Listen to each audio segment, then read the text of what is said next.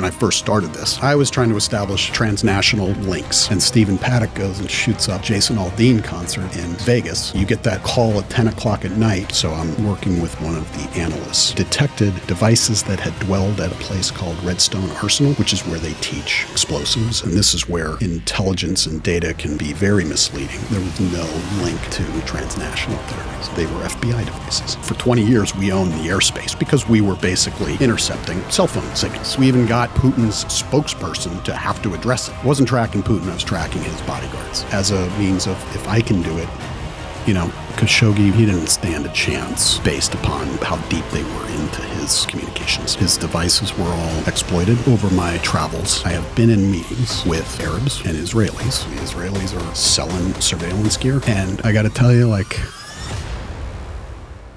guys, I've been looking through my analytics over the past few weeks, and I realized that a lot of people who are watching this video, many of you out there, are not subscribed. So thank you so much for watching the video. But if you don't mind, I would really appreciate it if you took 1 second and hit that subscribe button. It is the #1 metric we have to be able to get the videos into the algorithm and keep this show growing. So thank you for watching, and hit that subscribe button. Enjoy the show.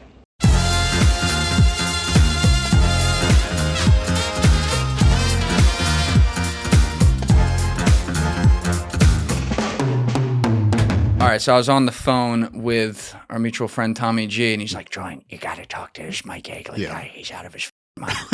So I was like, "All right, say less, let's do it." Yeah. But I was looking at what you did. I was like, "I've never talked to a guy like this before." It's not really that special. We all carry these mobile phones, and these mobile phones bleed all sorts of data about everything that we do, everywhere we go. It's gotten a little tighter, but when I first started this, and if you think about it, the kids across the river here that are doing mobile advertising in their skinny jeans and fancy socks, really some of the best geospatial intelligence analysts around, because they were taking these data sets, these very messy data sets, and creating what are called audiences, people who have who are signaling, I'm in the market for a new car, right? Based upon their patterns of life. See them dwelling on a parking lot of a European car dealership. Boom, that's a signal.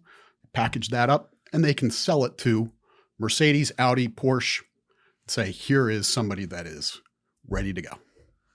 Fitness, lifestyle, fast food, dining, children, household dynamics. All of these things were foundationally became more targetable, based upon where you were going in the real world. When we're browsing, we have cookies. Everybody knows what a cookie is. Can you explain to people who don't? Cookie's a little piece of software. Hopefully, everybody's got them blocked. It's a little piece. Press allow all the time. Damn it! It's just a little piece of software that sort of sticks on your browsing session and allows whatever site you're on to sort of track you from that site, where you go on their site to where you go on other sites. The mobile devices came with this thing called an ad ID, which was like a virtual cookie. It's this, series of ones and zeros, but that allowed apps, advertisers to track a single device based upon this advertising ID through time and space. So I see you at the gym, then I see you at, organic food grocery store. And this is because I hit like accept every time I download one of these apps or something like that. This is about your settings. You were allowing the app to track your location. Yes. And the interesting thing was, back in the day, and I'm talking about 10 years ago, when people were just completely ignorant, not by any fault of their own, you download a calculator app or a flashlight app. Does a flashlight app need to know where you are? No, but it would always ask. Or it didn't have to ask. Oh, they didn't legally have to do it back then? No. Wow. No. Oh yeah. So you're in an environment where it's constantly asking you, can I track you? Back in the day, which, we talk about how tech is just moving so fast. Yep.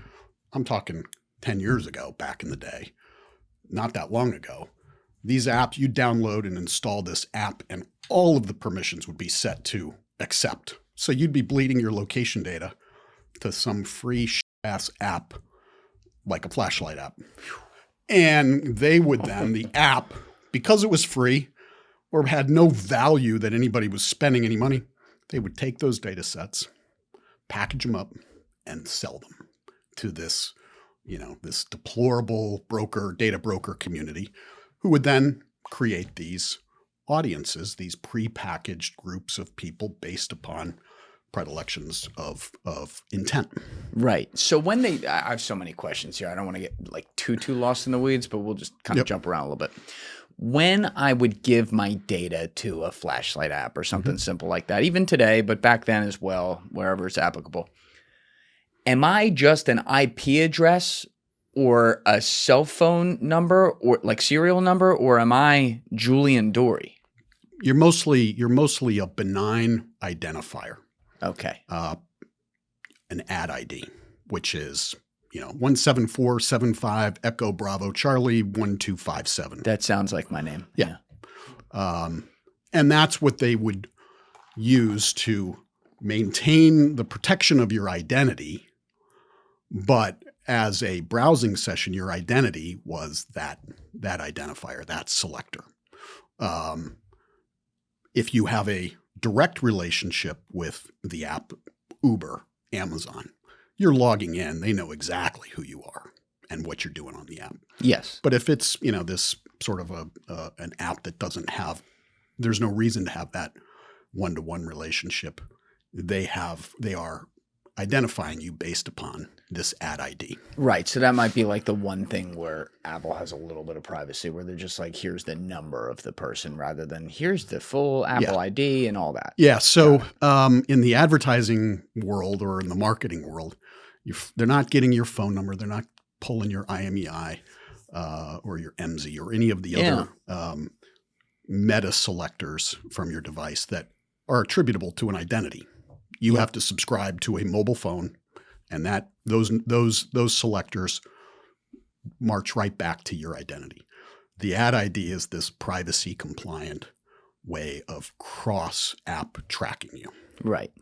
And you brought up Apple. So it's about 4 years ago, Tim Cook declared a fatwa on data brokers. Oh, it was an actual fatwa. Remember that episode of Curb? Fatwa! Yeah. Fatwa! Or the other one. There's another one. Oh, when they were fighting over the Palestinian chicken? That one too. Right. Yeah. The media, or there had been stories about these data brokers and this suggestion that somehow the government was getting involved and, was targeting communities, disenfranchised communities. And so Tim Cook stepped in, and Apple had a hypothesis that privacy would sell. And so they went all in on privacy. Similar, it was almost like the counterfactual to the car companies back in the day when they told Congress that safety doesn't sell. Privacy is sort of this modern day version of safety. I remember that ad. That was fall 2021. Yeah. We talked about it on the podcast back then. It was very effective. Is iPhone. Yep. And so they've done, but let's keep, everything is, they can declare themselves the private phone. But what they've effectively done is just consolidated the duopoly between Google and Apple. Okay. So all of the data that Apple isn't letting data brokers or an advertiser get directly, they're controlling that flow through something called app tracking transparency. Okay, before we get there, because obviously the reason you come into this story and the reason Tommy G was interested in talking to you is because you came from the private side as someone who was in the marketing data business, which we'll talk about in a little bit, the exact details of that. But you realized that all these very publicly available tools, there's like AdInt or whatever, effectively. We never called it that, by the way, because it's just so gay. They all sound gay, like OSINT, human. It's like whenever I get like the military guys in here, they start dropping like the E4s and I'm like, guys, I don't know what that is. You got to tell me. 18 echoes. And, Right. So that was something that got ascribed to it, or somebody dropped that in there. But I mean, it's creative because it's really, at the end of the day, we weren't doing anything related to advertising. It was slices of the data that made advertising more efficient that we were collecting. Yeah. So anyway. But you come into the story because you realize, hey, this is a public utility, meaning like me, a private citizen, can go get this information, and then I can take that data set and extrapolate that into things that would be relevant to a place like a spy agency trying to watch, I don't know, other international leaders or whatever. So we're going to get to how all that came down, but I'm interested in you explaining the nuts and bolts things. And one of the examples you were given a few minutes ago about, the kids across the river who put all this data together and then package it up and sell it. It's a great visual because when we think of pretty much any industry, there's a product, right? And of course there's a product with this. The product is us and our data and everything. But you look at things that are physical products that you can buy. You can put it in your house and you can see it, right? You look at things that are software products like a Google. You pull it up on your phone and it's got advertisements on there and all the things you're searching for. It just works, It's a product, right? Most people, like I couldn't name you. I know there's a billion of them. I couldn't name you an ad middleman data collection company, even though some of these places are, I'm sure without a doubt, some of the biggest companies in America. Yeah. You wouldn't, and there are thousands of them. And there are companies you've never heard of. Yeah. But they are the ones who know that you're a Catholic, you go to the gym, you live here, they have this foundational understanding, not just of what you're doing online on a browser, but where you go. And what they are, the way they see that is they can attribute, okay, you saw an ad online and what was the effect of that ad? Did we actually see you, visit a store or something like that? So it provided this new foundational understanding of human behavior, human geography. Right. And that's where the utility for the government seemed a natural fit. Yeah, because the government is using, of course, there's open source intelligence on things, but then they're using human intelligence on the ground where they get assets. Obviously, we know all about that. And then they're using data amalgamation that they create, but they weren't necessarily taking like the public utility of it and then using that as like a targeting mechanism. Right. That's where you come in. Right. Did you know that there's an online cannabis company that ships federally legal THC right to your door, and that they've found a way to combine THC with carefully selected functional ingredients to target nearly every mood and health concern you can think of? Well, the company I'm talking about is mood.com and their incredible line of functional gummies. Right now, you can get 20% off your first order at mood.com using promo code Julian. Forget one size fits all supplements that only get you high. Mood's functional gummies are optimized to kick in as little as 15 minutes and take you directly to the mood you're looking for. Whether that's Mind Magic gummies for deep work and creativity, PMS support to ease cramps and balance mood swings, or their sexual euphoria gummies to help you feel ready for action and turn every touch into a full body experience. Listen, you can find gummies that just get you high pretty much anywhere these days, but Mood's functional gummies combine premium, federally legal THC with targeted botanicals to help you get in the perfect mood, usually in as little as 15 minutes. And everything ships discreetly right to your door. No dispensary lines, no awkward conversations, just better days and nights delivered to your doorstep. Best of all, not only is every Mood product backed by a 100-day satisfaction guarantee, but as I mentioned, listeners are going to get 20% off their first order using promo code Julian today. So head on over to mood.com, link in description below, find the functional gummy that matches exactly the mood you're looking for, and let Mood help you discover your perfect mood. And once again, don't forget to use promo code Julian at checkout to save 20% on your first order. So before we get there though, just like, who are you? Like how did you even, where'd you come from? How'd you get into this space? Like how'd you end up now like at the forefront of this thing? Yep. So 20 plus years in software. in the sales, marketing, customer experience business. So I understood software. Right. The market in software that I spent all those years in was in data analysis, and had some really good learning experiences with companies that were just either too early in the market, but understanding, okay, how do we make this work? If I had the language that we have now to describe AI and large language models and machine learning, if I had that in 2006, when the value proposition for a national security app capability, if I had the language that we have now to describe the power of this thing to take a bunch of text-based data and start learning about it, I might not be sitting here right now. Instead, DARPA had it. It was, and DARPA couldn't even come up with the right language. I believe you. There's a lot of interesting stories there. Put a bookmark on that, Joe. Yeah. We'll come back. So I have this experience where, you're trying to find weak signals in data, right?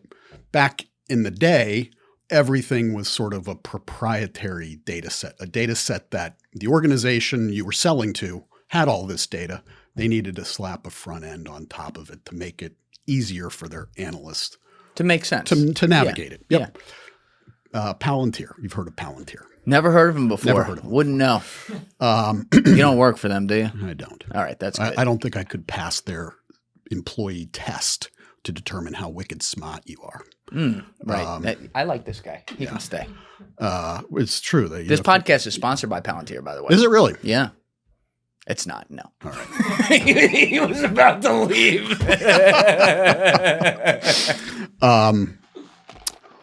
So I came from this ability to talk about data and analysis in a way that wasn't so much locked in the ones and zeros, but I could sit across the table from somebody who knew even less about it than I did and explain to them why this mattered and why this was going to impact what we're doing in these frontier locations where, you're trying to get heads or tails as to what's going on. And you can't fly, you can't have airborne assets flying, collecting all of this stuff. You need something else that's sort of coming in to hydrate all of that information. Because it's way too obvious. I mean, we can. And that was, for 20 years, we owned the airspace. We could fly and collect against anybody. Sure. We collected really good stuff because we were basically intercepting cell phone signals, right? With these devices that would emulate a cell phone tower so we could attack these phones. But what about the signals? What about the phones that we don't know about? What about the populations that we're not able to understand their patterns of life, their movements, their centers of gravity? How can we get a better sense of what populations in Syria are doing, or populations in Libya are doing, or populations in Yemen? The high traveled destination spots for the first world. Right. Yeah. And I was going to take a vacation in Yemen next summer. Yeah. We have a Yemeni coffee place down here. It's pretty good. I bet it is. Yemen. Have you ever been to a Yemen restaurant? That's what I said. I'm like, I didn't know this was a thing. Yeah, they feed you. They're great. Yeah. I like them a lot. Yeah. But, Yeah. I don't know if I'm visiting there. Yeah, not anytime soon. Right. So I understand how to present the value proposition that breaks it down in a way where I'm not sitting here talking about, well, sir, there are these demand side platforms and supply side platforms and ad tech. And, by that time he's like asleep. Yeah, whatever. Yeah.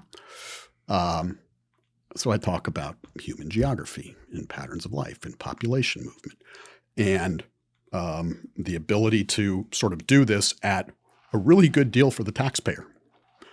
To get sort of this hyper local sense of how populations behave. All right, that all sounds good. Prove it. Which sort of leads into how all of this unraveled. I'm giving a presentation to an investor conference, buy-side quant type, alternative data. Like I'm going to show you the weak signal in data. You may have heard of, quants like counting cars in parking lots to determine store traffic. I'm going to show you this at a more precise level. It's like at a Four Seasons hotel or Ritz-Carlton.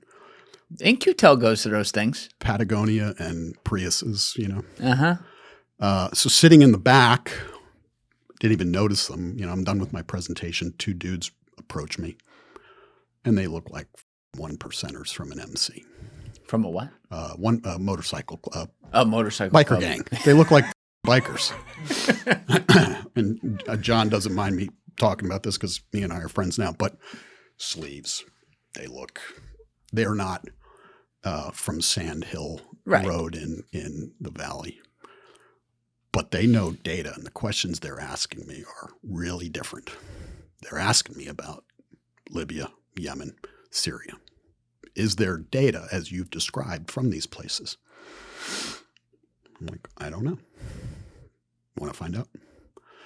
So as that story unfolds, I go to work, and I start talking to these data companies, as I've described, these audience attribution companies, data brokers.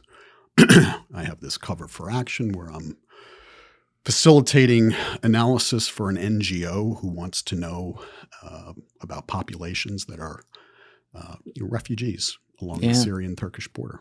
At a backstop I built out. I was talking about, we need to know the distribution between men and women. We need to know what types of facilities we need to have for women. Like I had this thing laid out.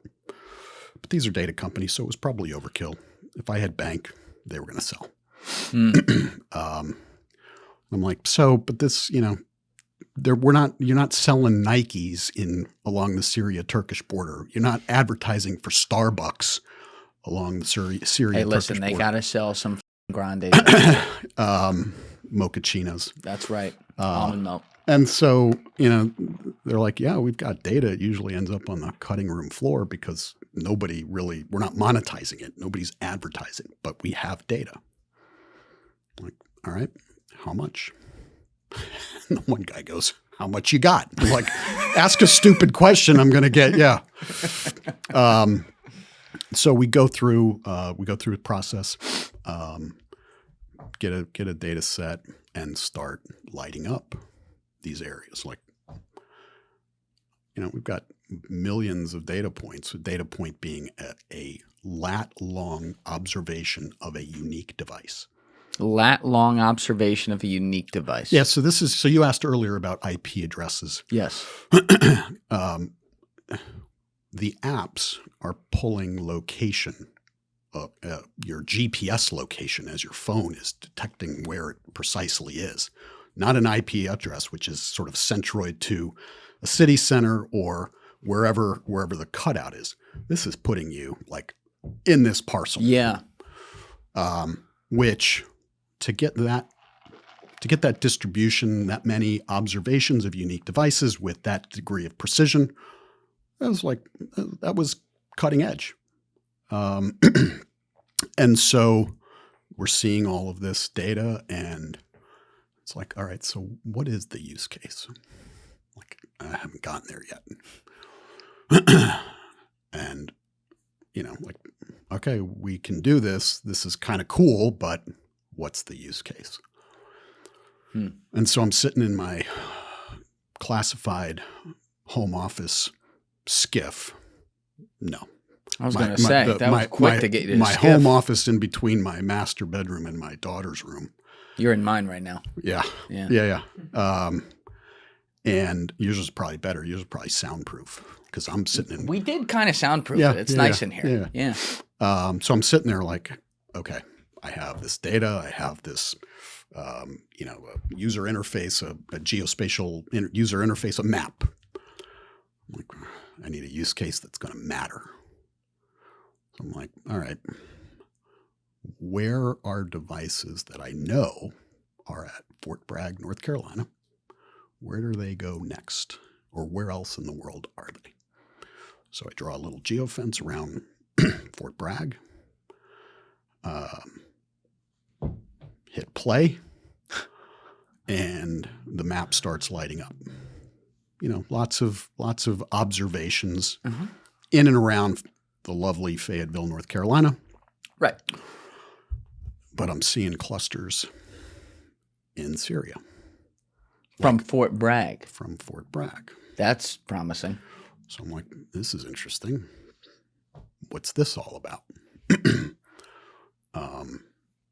So I light up, you know, I start examining, like, where are they? And they are located at this abandoned cement factory. Lafarge Cement Factory. Lafarge. It's a French company. And they were manufacturing cement there. And if you think about the configuration of it, it's like the perfect forward operating base. Yeah, you put some bodies in cement, no one ever finds it. That's right. You got lots of room. And so I'm looking at this, and then I'm like, all right, let's see, where do these devices that I know are attributable between Fort Bragg, North Carolina, where nothing goes on related to special operations?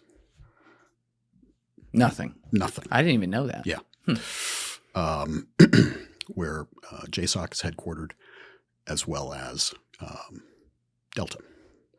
They are located kind of down the road a little bit from the main campus. I understand that. Anyway, and it's like a Division I football facility. Yeah. If you think about, or, you know, professional football facility, it's, if you've ever been to one of those, it's like, oh, they're nice. They're nice. Yeah. So these devices that are in Syria, that are affiliated with Fort Bragg, where else are they? And I start seeing these devices at residential properties in a town called Southern Pines, North Carolina. Oh, still here. Still here, but Southern Pines, North Carolina is a really nice sort of upscale residential community where if you make a few extra bucks and you're in the Army, you can afford to live there. Oh. All of this, like, I have no a priori knowledge. I am not looking for Delta operators. I didn't know what Southern Pines meant. No idea. But you're sitting like in your house with your daughter's bedroom right over there. She's sleeping next door. Looking at open source information going, am I about to find the fucking Da Vinci Code? Like, is this it? I'm thinking, all right, so what is the use case here? And I don't really know what I have, which is the beautiful thing about this stuff, because you go in with like, I'm going to prove something and you'll make it work. I didn't know really what I was looking at. Develop that those location points such that, you know, I'm seeing contractors from other military bases. I'm seeing how they are moving into Syria, their routes. So they all sort of start at Fort Bragg, and then some guys go to this airport and other guys go to this airport. And they all end up making cement in northern Syria. So, and that's where I have this meeting that's been written about, and I'm about to step, you know, like, this thing's about to get hot, because nobody has any idea about this.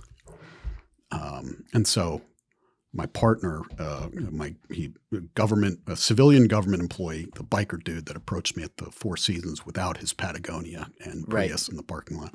I like this guy. Yeah, John Fritchley.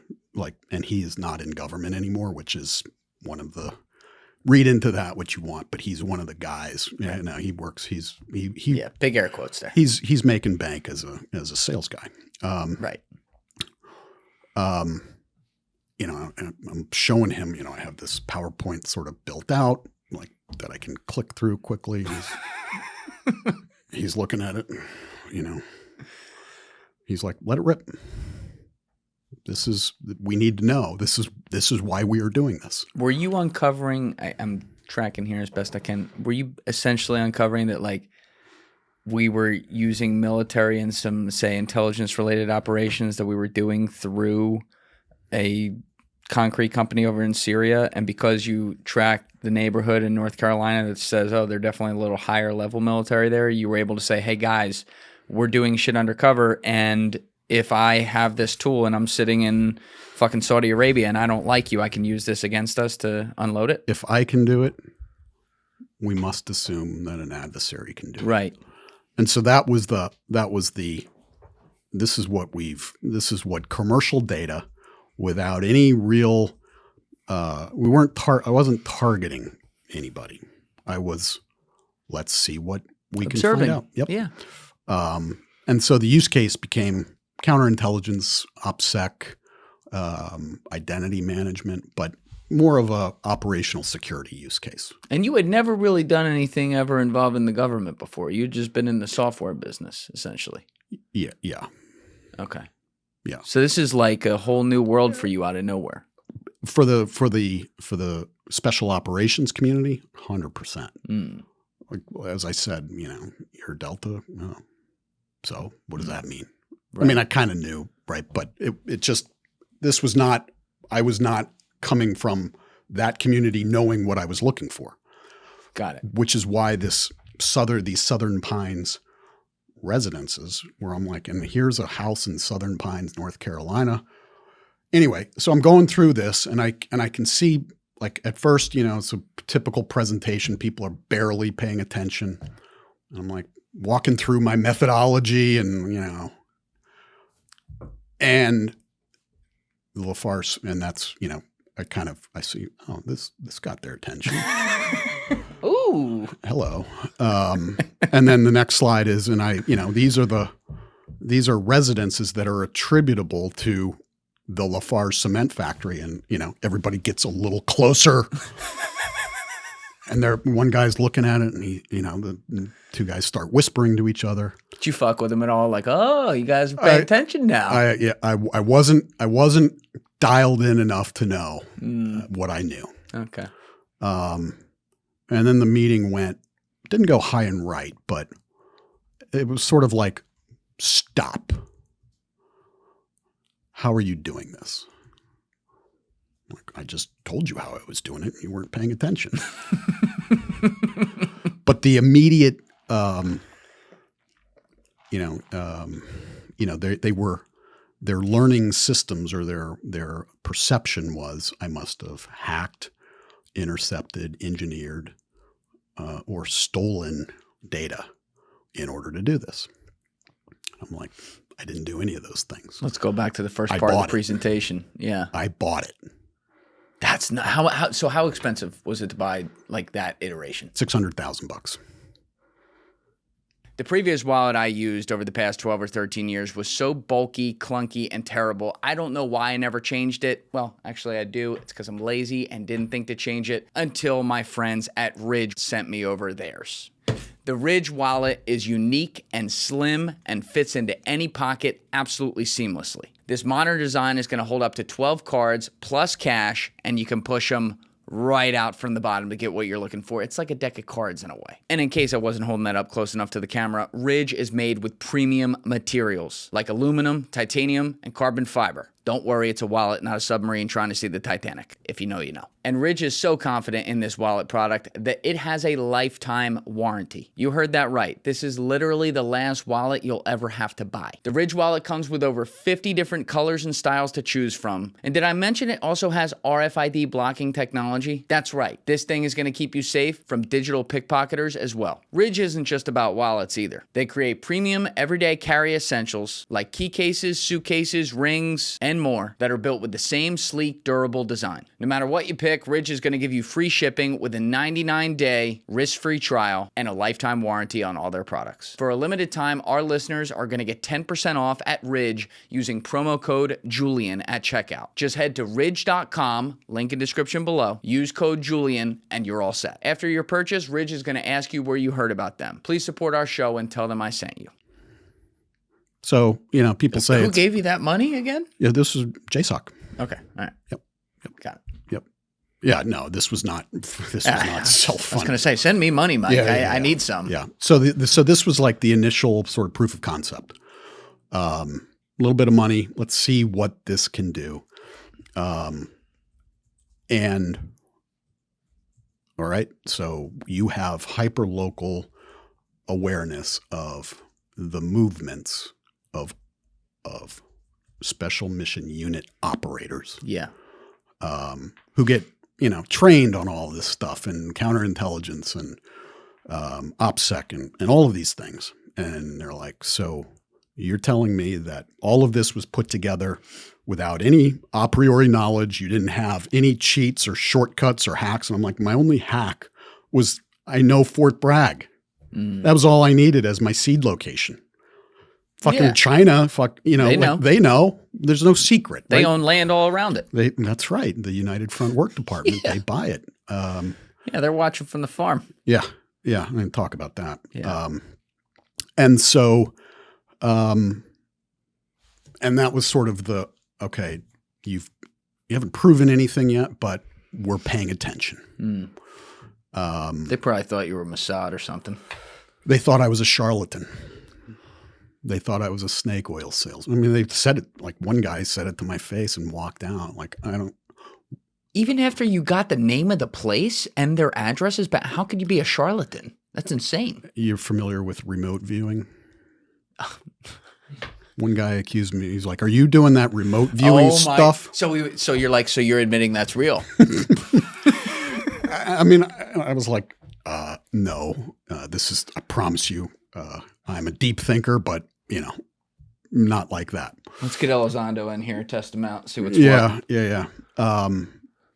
And so we've started to build that out a little bit. And this has all been documented and there's nothing, and this is, going back almost 10 years ago. I was going to say, we've gotten much better at all of this. The devices have gotten much better at just not protecting special mission unit operators and spies and case officers, just for population, for humanity. The platforms, the devices have gotten better with privacy and not making it so easy for just anybody to start doing this. Can you explain how they've done that, like some key ways? Yeah. So anything where, for example, every time you open up an app and it gives you 70 boxes to check to provide permissions as a matter of getting that app to work on your phone, as opposed to the app just loading on your phone and having all of those permissions set, and do cross app tracking, your location, all of that stuff. But people, to be clear though, and I'll speak for myself, but I'm sure I speak for a lot of people listening right now. There's some apps when they ask, like if a flashlight app or something like that asks, I'm like, yeah, fuck that. But then there's other apps, like maybe off the top of my head, like a navigator app or something, like, can we know your location? I'm like, fuck yeah, you have to know my location or it doesn't work. So that stuff is all we're still all hitting yes to that. This is the choice that we have to make. Like when I have 3% battery and it's raining outside and I need an Uber, I don't want to be fucking around trying to get drop a pin and all this shit. I want it to work. So I make that trade-off. And we have this trust because Uber's relationship or any app where you have that trust, like your data is important and they're not going to be, selling it to anybody and everybody. They don't need to. Firstly, it's too valuable. But they're not going to be doing that. And you have to make those choices.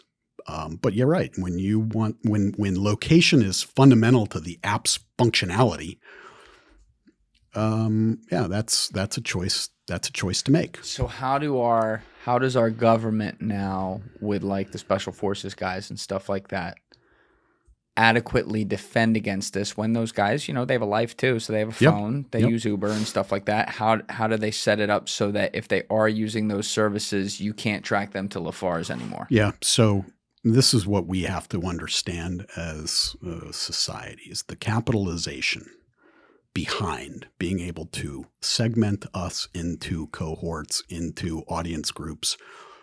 That cap structure is so huge that there isn't a silver bullet that's going to defeat that. There's just nothing that'll allow you to fully fight back. I mean, you're going to tell me that there's, something you can do on your phone to defeat Google?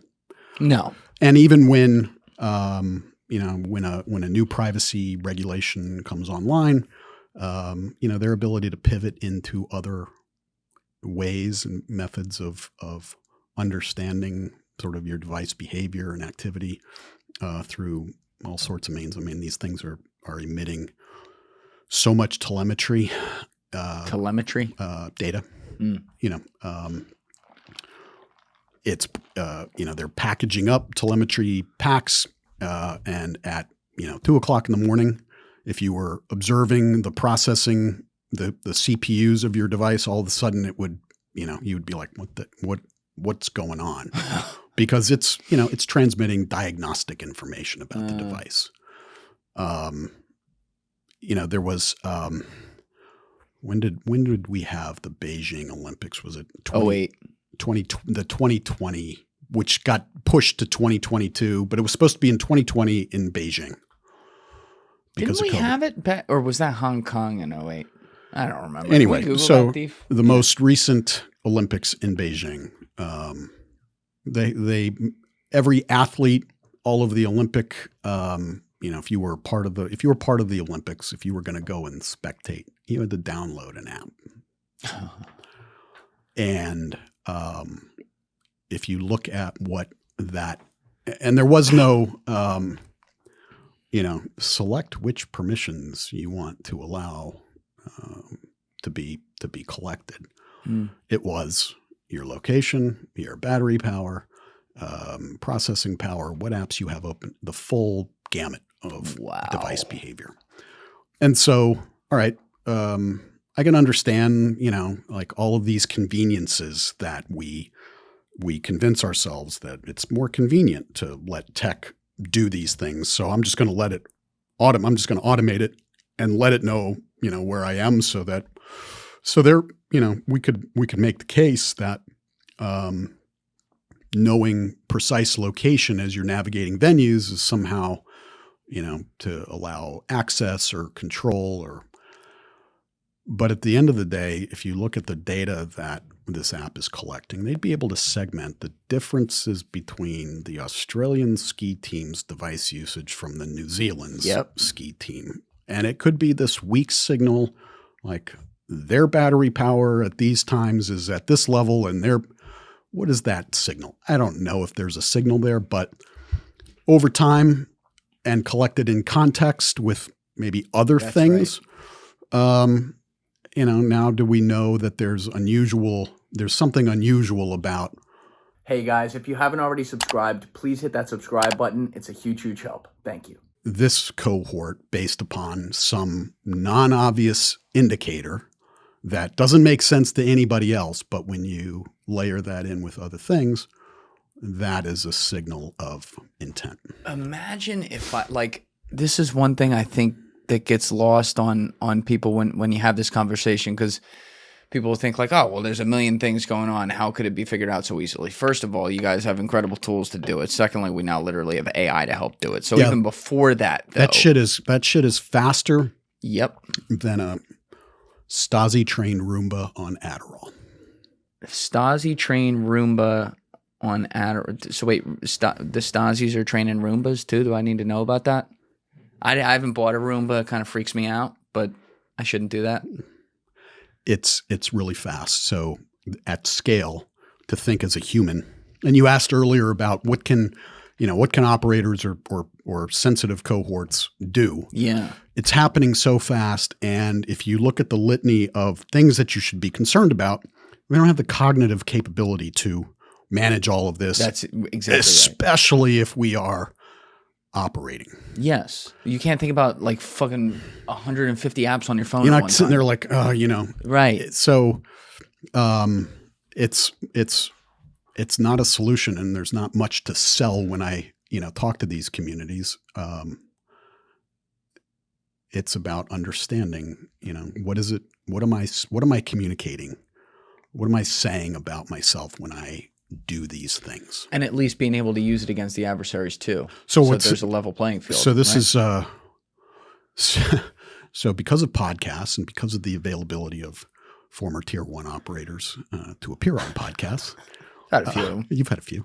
And this is not a criticism. I don't want to get into that. Yeagley was fucking tracking our podcast every time they were here. He's like, oh, there he is. That's right. That's talking right. to that asshole in Jersey again. But if you think about it, the tactical cohort or the tactical audience, which is now access to the lifestyle of an operator, what they wear, how they dress, where they go, how they talk, all of these things has created this new group of consumer who aren't operators, but they wear all the shit and they buy all the guns and they go to the gun ranges and they drive trucks and they do all of this stuff that is the operator lifestyle. Yes. So for that community, we now have cover ballast. That's wild. So you're contributing to the operational Excellent. security of. All right. Yeah, I'm okay absolutely. with that. Yeah. I like protecting But our it's tier like, one you know, guys. 20 years ago, be familiar with 511, the clothing store. I know 7-Eleven. 511. 511 would not be, it's like this. Carhartt. I've been wearing Carhartt since 1993. Nobody, you were either a working man to wear Carhartt. Now it's like. It's back. It's fashionable. Oh, it's back, bro. Yeah. They wear it at Fashion Week. Yeah. It's crazy. Yeah. What's his name? Wrote a song about it. Kanye?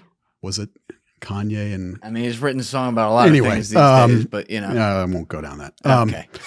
But 511 is like this tactical, clothing store.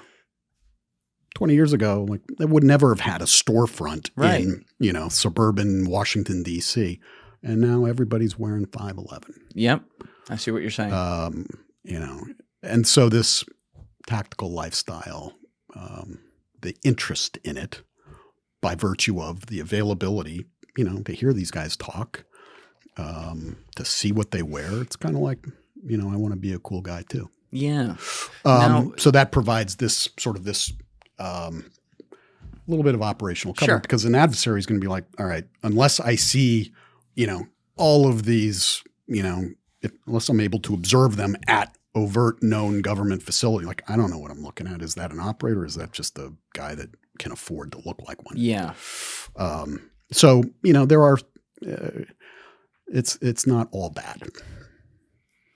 And everyone had that's the thing. There's mutually assured blackmail tracking destruction in a way around the world now when you're talking about the best intelligence agencies. You got your handful because especially when you're talking about publicly available information, they all can get access to it. And as long as they know how to read the language now, thanks to guys like you, they can all do it on each other. It still puts in danger the quote unquote chess pieces that are on the board though, because that that's a risk. If you're setting up an intelligence operation now, your guys still carry iPhones or something. Now, there are some things, I'm very not well read in this, so please just fill in and correct me where I'm wrong. But, I've heard about things like they'll make guys carry Faraday cages and stuff like that. But again, I would assume that comes back to the question of giving up the convenience of even having the fucking thing in the first place.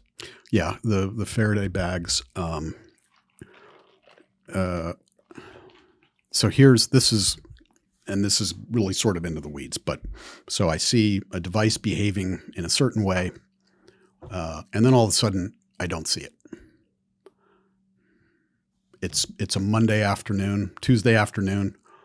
Normal people, their devices are functioning. I am able to see signal throughout the day, checking Instagram, fucking off.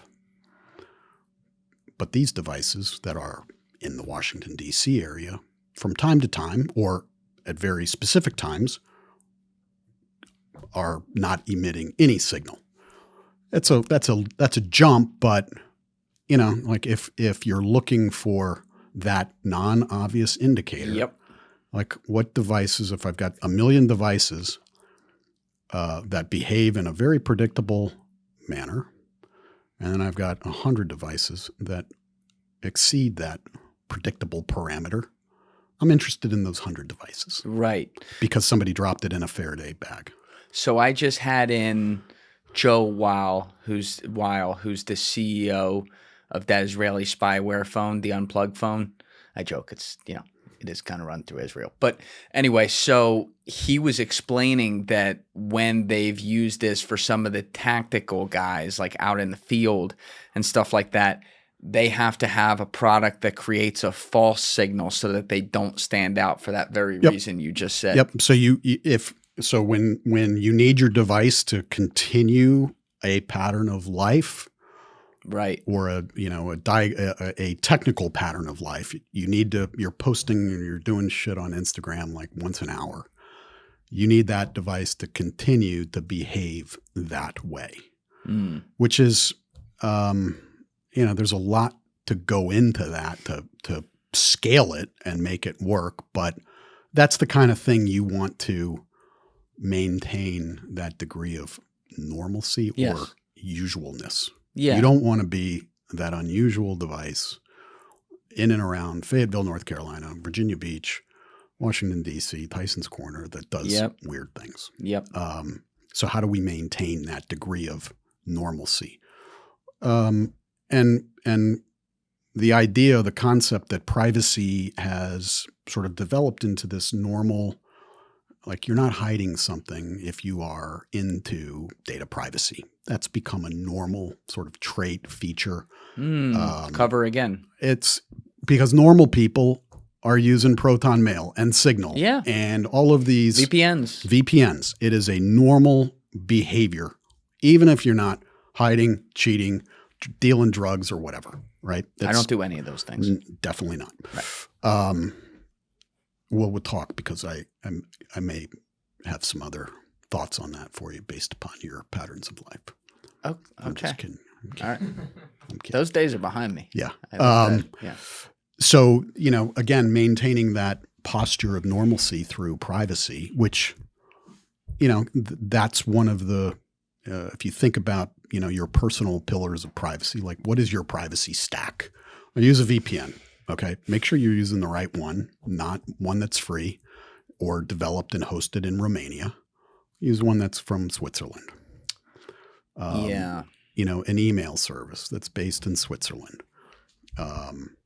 What does your privacy stack look like? Because why Switzerland? Because it's literally Switzerland. Because in terms of their data privacy laws, it's rooted sort of in that mindset of their banking. What they were for banking, they have become for data privacy. Got it. Okay. Shout out Switzerland. Yeah. They don't have a de facto compliance agreement for data seizures. Love that. And Switzerland has always sort of had this this posture of secrecy, right? Yeah. You need to launder money. That's where you go. You're not laundering it in Hoboken. Maybe. Allegedly, but yeah. Yeah. You're going to go to Switzerland. I know a couple guys. Though. Yeah. You're going to. So everybody should have their sort of pillars of privacy for a whole host of reasons that is more about personal dignity and autonomy and identity than anything else. It's not about hiding. And so, you look at some of the operating systems or the unplugged phone as, all right, if I'm going to upgrade my privacy game, maybe I want to go down this route. What do you, let's actually get a little specific though, just because I literally had Joe in here, the CEO of UnPlugged. What do you think of that? I think it's, so from the personal, from a personal individual perspective, I think it's all about preference and how deep you want to go. And I think from, an operational perspective, the more we can move tech to tech that is commercially overt, in that it's not going to look weird if I have some science and technology directorate built phone that does weird things that doesn't look like 10,000 other devices. If we can mirror all of the tech that is commercially available that provides covert communication or protected communication against an adversary that is looking for that outlier. Well, it's hard to look for an outlier amongst thousands or millions versus an outlier of, like, I've never seen this messaging app before. Oh, and I see 4 other devices that are communicating there. And, they're staying 2 blocks away from the U.S. Embassy. No, you're speaking my language as far as like where I was going in my head when I was talking with Joe about what the intentions of like Joe and Eric Prince might be, and like seeing as Eric Prince founded it and he's like a long time, defense military guy and all that. I could see him thinking, I don't know this, but I could see him like, all right, well, if we could get like 5% of the marketplace, that's enough noise. It's enough noise to make our 0.01% we actually care about blend in. I think that's whatever that market share is, 5% against the Apple Google duopoly. That'd be like if there are 10 million kids wearing sneakers. If I can just corner 1% of that, I'll be rich. Right. That's 1% is fucking hard. Oh, of course. I'm not even talking, by the way, like, I'm sure that's part of it too. It's a business. They're trying to make money. So that'd be great for them in their goals. But I'm even talking about it from like the second order effect of, all right, well, Eric Prince blowing up people in Haiti right now. So at the government's behest, and he's thinking about projects like that involved intelligence and protecting people. And it's like, if we had more of these phones on the ground, they could blend in. And there are plenty of businesses, legitimate, not fucking props and, intelligence entities, but like legitimate businesses where protecting data and communications is essential. Of course. Investment banking. You're the investment banker that's fucking organizing the private planes and the meeting places between company that's going to acquire and company that's getting acquired. You don't want that's correct. The ARBs to come in and play that against you. You want to protect that. You want to have secure reading rooms. You want to have the ability to share documents without anybody intercepting them. The movie business is really good at this, where they need, they're on location and they need to exfil, the dailies from their next $1 billion blockbuster with Tom Cruise. They don't want those intercepted. That's right. So there are many commercial applications where secrecy is essential that create that market share where, we're proliferating within the consumer industry to create that ballast, that noise that, somebody who's operational carrying this phone can't tell the difference between them or an investment banker or somebody that's protecting intellectual property or pharmaceutical research. Oh, there's so much of it. You're making an amazing point. There, you look at any major industry, doesn't matter what it is, even take the conspiratorial hat off, just regular business that has to happen where there's a lot of dollars and cents on the line. It's a form of intelligence. 100%. It's business intelligence. People can go and fucking bet on that if they find something out. That's how the public markets work. Yep. I mean, they're not supposed to do that, but you know what I mean? Yeah. My commercial side of the business, I work with a lot of hedge fund managers. I was just going to bring it up. These guys will put fucking drones over farms in China to find out if Apple's making a new chip. And what's really great about it? They all want like their own little CIA. So right. That's good for you. Mike's like, it'll be $3 million I can get done. Yeah. It's amazing. Like they all want their guy. If you ever watched Billions, they all want their Iceland. Oh, dude, that show is scarily realistic on some things. Yeah. Not all of it, but They all want their fixer, their guy who can do shit. Yeah. And you look like you beat the shit out of people too. I like that. Yeah. That's good. Right as he's saying that, he fucking pulls out fucking gun 1 and gun 2.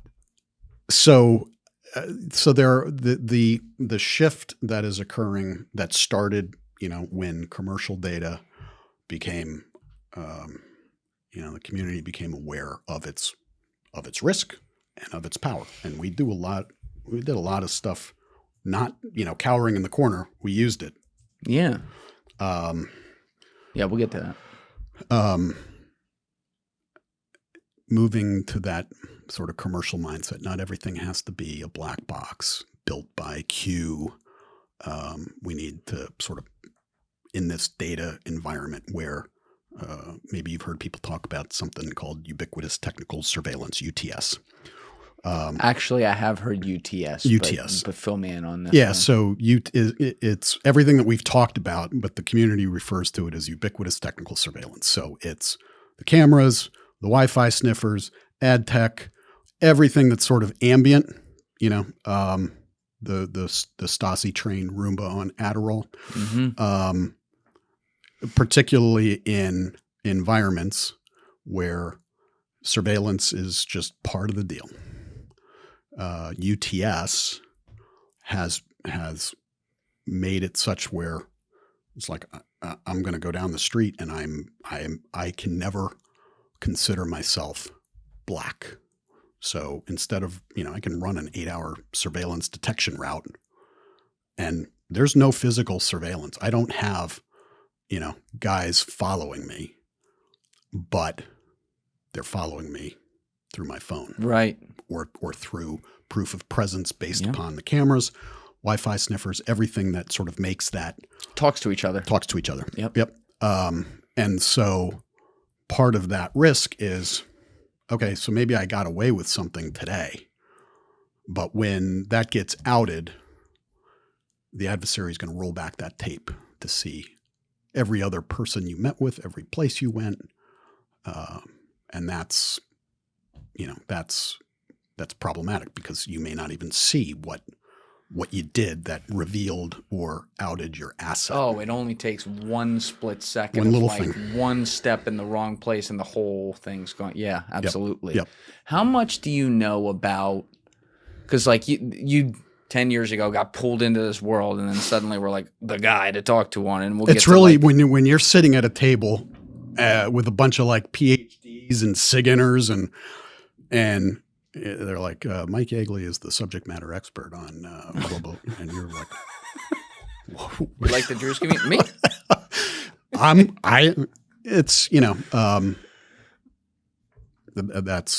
those are moments when you're like, okay,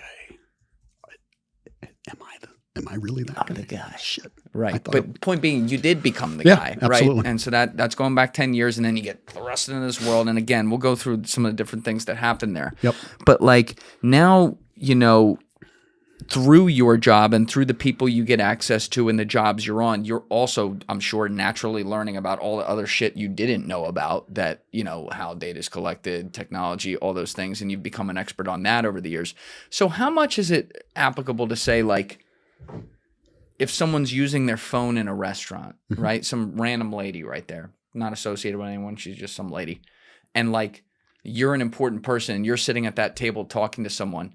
Is there a spy agency that's in her phone and listening to what you're saying? Like, does that kind of thing exist? I don't want to say ubiquitously, but far more commonly than we might think. Probably not the random person that's in proximity, but, so this is, everybody is sort of focused on the principal or the target or the leader, right? As a means of extracting or targeting information. But these people, and they are locked down. Like, you're not going to hack, Trump's phone. They're not. No, they're not. It's just, I'm going to go on good faith assumption that somebody has made it such that his phone is a no-fail mission. Like, it's not going to get hacked. Okay. Anything's possible, but I've heard about some interesting phone calls he makes. That's just why. Yeah. I'm wondering. But it's the people that are around him that are probably not as OpSec sensitive. Tracking Putin. So, there were headlines that we were tracking Putin.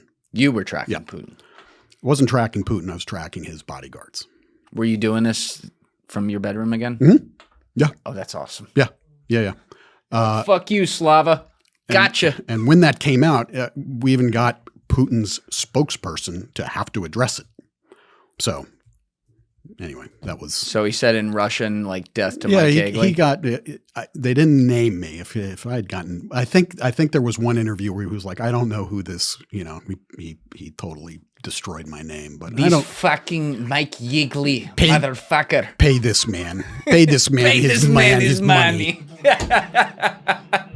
That was a great movie. Oh, the best. Kid's got alligator blood. Can't get rid of him. Yeah. What was the where he's like? Check, step. He just goes. Oh crazy. yeah, where he's like, check, all night, this motherfucker. Yeah. Pay this man his money. That's the best. I love that you know that. That's great. So. Yeah, the Oreos in the ear. Yeah, that's right. Yeah. So I think it's anything is possible. I also think that the media environment is such that every day of the week there's some new thing that we need to be worried about. The most recent one is Wi-Fi signals as a way of detecting identity based upon body fat. Yeah. What? Yeah. So the density. So Bluetooth and Wi-Fi are measured based upon these RISI signals. Transmit, bounce back. Like, what is the time? And some university came up with a way of being able to detect your body composition as a means of. This is just an example. Like, you would have to have sort of collected so much data to be able to start determining body types and figuring out who's who from those signals. But every day, I get my phone lights up with, hey, did you see this? Like, what are we going to do about it?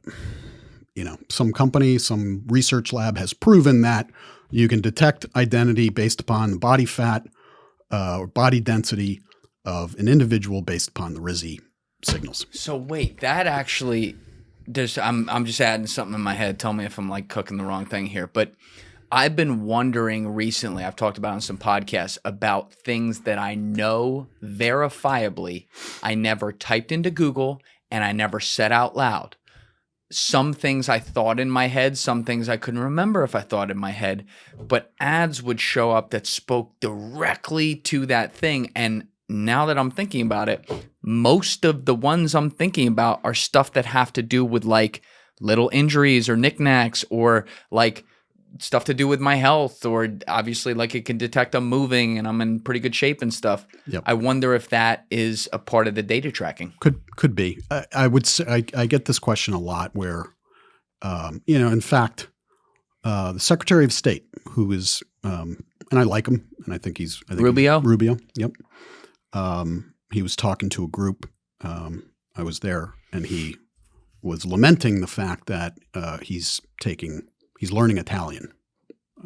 He's doing it online using, Babbel or one of these online language. Antonio Margariti. Yeah. He's going to start and doing he that. was talking about how now I'm getting all these ads, in Italian or travel to Italy. And, how did that happen? And I would like to think that our Secretary of State, who is negotiating our data sovereignty, bilateral agreements, would know better. And maybe he was just being glib, but it's not a great question. the point being, there's probably something that you did, or there is something within your data streams that has predictable value that landed that ad on your phone based upon some very benign signal, but in the algorithm world, that signal is, red alert. Like he is managing an injury. He is primed for us to advertise whatever. Yeah. There's always something. Trying to do a forensic breakdown of that is hard because it can be such a weak signal. Like or they could be using because that's crazy. Yeah, I mean, I think if you use any of these home, smart home things where you're talking to Alexa. Yeah, I don't either. You're talking to Amazon's infrastructure. Yes. You don't own that shit. Like, you're going to talk to Alexa. Alexa's going to print your voice. It's learning from your language. It's predicting your times of when you're telling it to play music or turn the lights off or whatever you're asking it to do. You're feeding a large language model that Amazon will use against you to advertise to you when you are on the Amazon app. And Amazon is like a $4 billion advertising business. That's it? I mean, it's been around for 2 years, 3 years. That's it? $4 billion. It's only been around for 2-3 years? Their advertising business. Really? So Amazon been around forever. Yeah. They're, they stand up, like we're good at this. Let's turn it into a business. So their demand side, their advertising business alone contributes $4 billion. Yeah. First of all, I didn't know that was only 2 years old. Secondly, $4 billion even seems like that's going to be $40 billion in 2 seconds, or should already be. Yeah. I mean, it's like, because they own. I mean, look, I ain't gonna lie, Amazon's incredible. So think about it this way: Amazon can, you'd go like on Google search for stuff. Yeah, fuck that. Now you're searching. So Amazon sees you at the point of interest. How you sort of navigate and do product selection to the point of sale. Yep. They have that full visibility. And this kind of upended Facebook's ad business, because Facebook's or Meta's promise was, somebody looking at cute cat videos is predictive of some other than they like cats. But right. Cat videos don't sell advertising, don't sell product. Understanding, like, this is a person who is buying whatever, dog food, Lunchables, you've got kids, whatever you are buying is an indicator of your lifestyle. Amazon has the full visibility of that. They understand this is urgent. Something's going on. I have no doubt Amazon knows everything about my preferences. And that's called sort of the first party data market, where in the early days you didn't have a segmentation of third party data brokers and first party data, Uber, Amazon.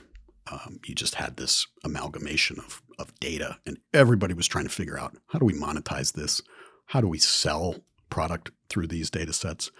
And because of privacy, because of people getting smarter, and because of AI, companies that otherwise were like selling data because they had no other means of valuing it, they're like, this shit is gold.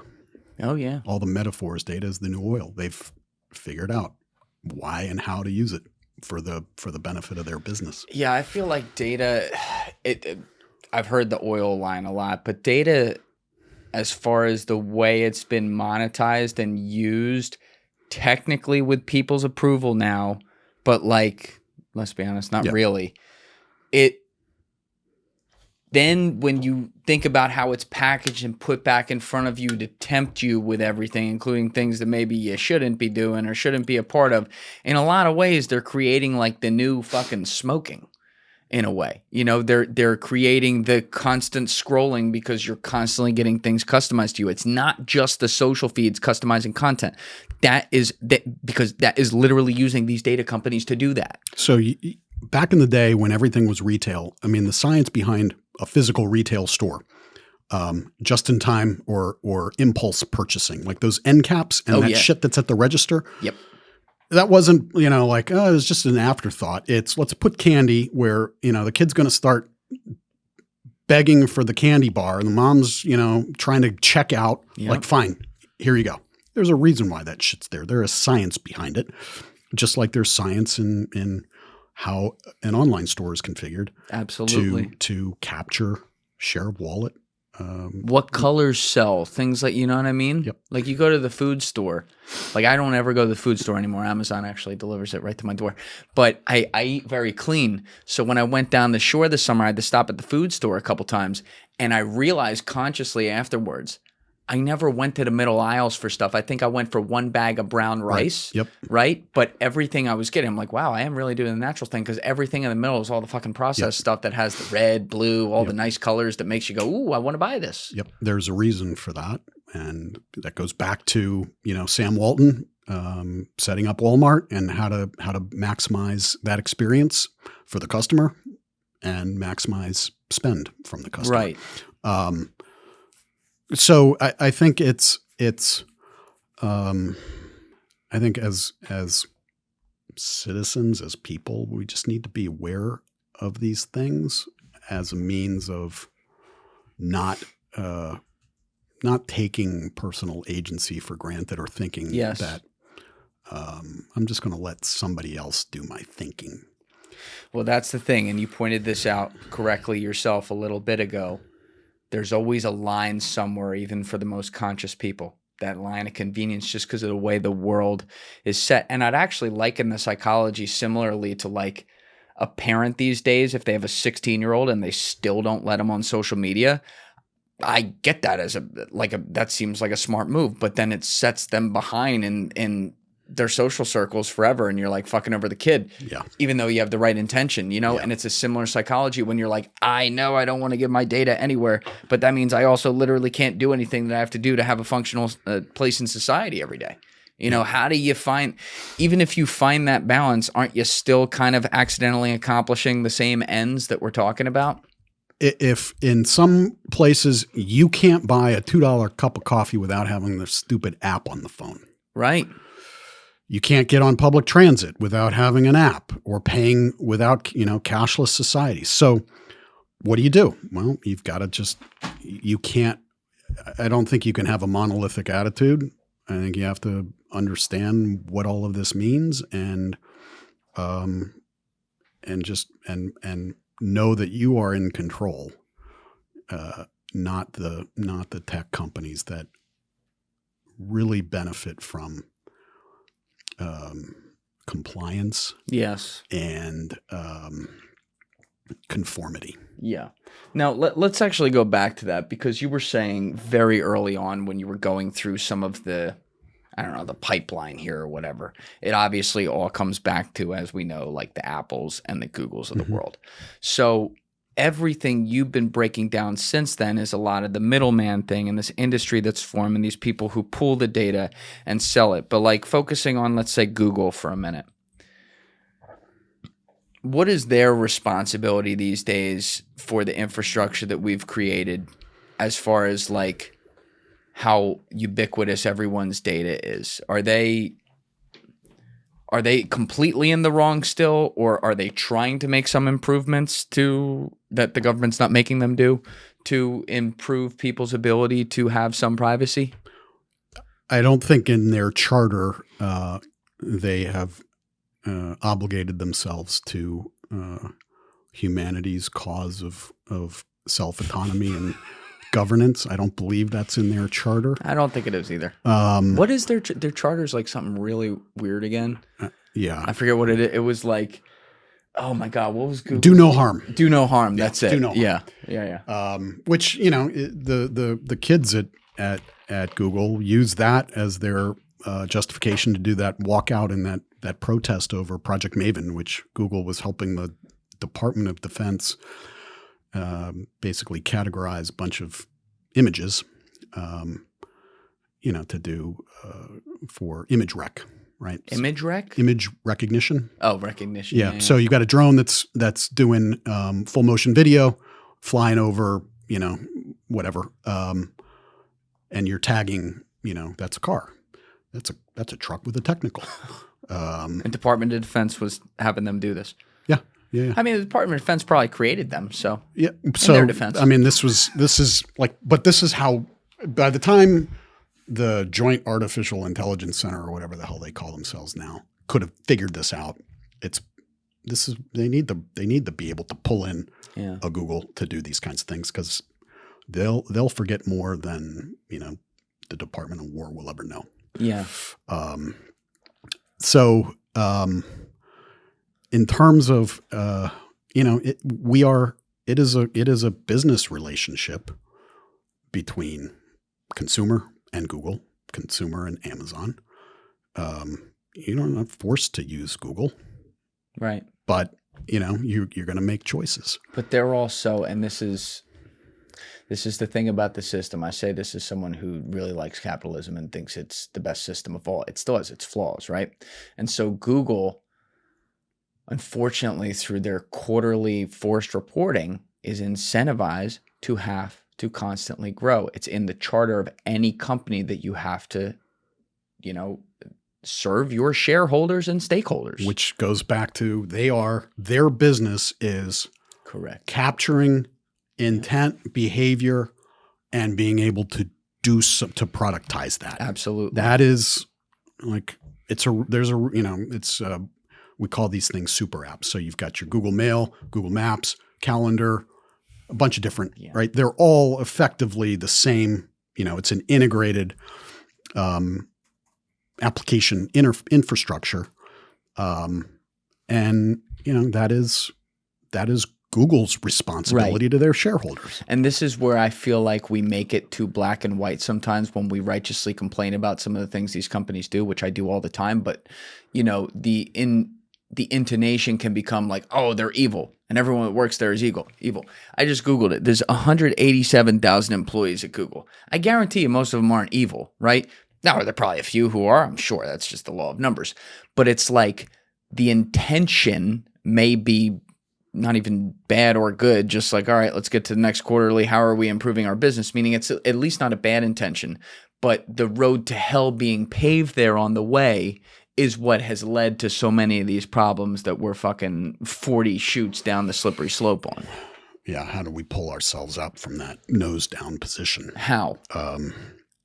This is, I talk to privacy maximalists all the time, and I'm like, are you going to stand behind the press release that Google releases that says we are now going to charge $15 a month to use Google Apps because of all of these data privacy regs and what we can't do to provide a free app?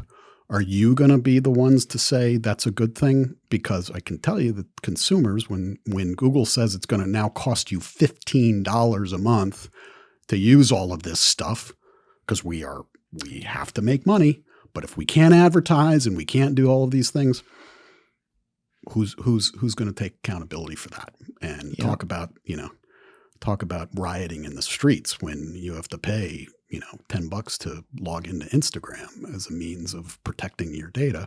You're gonna have riots. I agree, because it adds up. You get a family of 4, we can all do math, and you think about economically where so many people in the country are, living paycheck to paycheck. These are things that they have been trained to have as a part of their life for free for decades. Yep. You can't just unring that bell. It's a utility. And it's not free.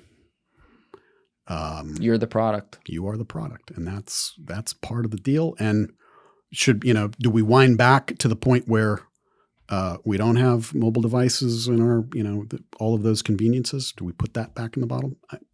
No, that's not realistic. But I think from the operational community, from the intelligence community, there are as many opportunities as there are vulnerabilities.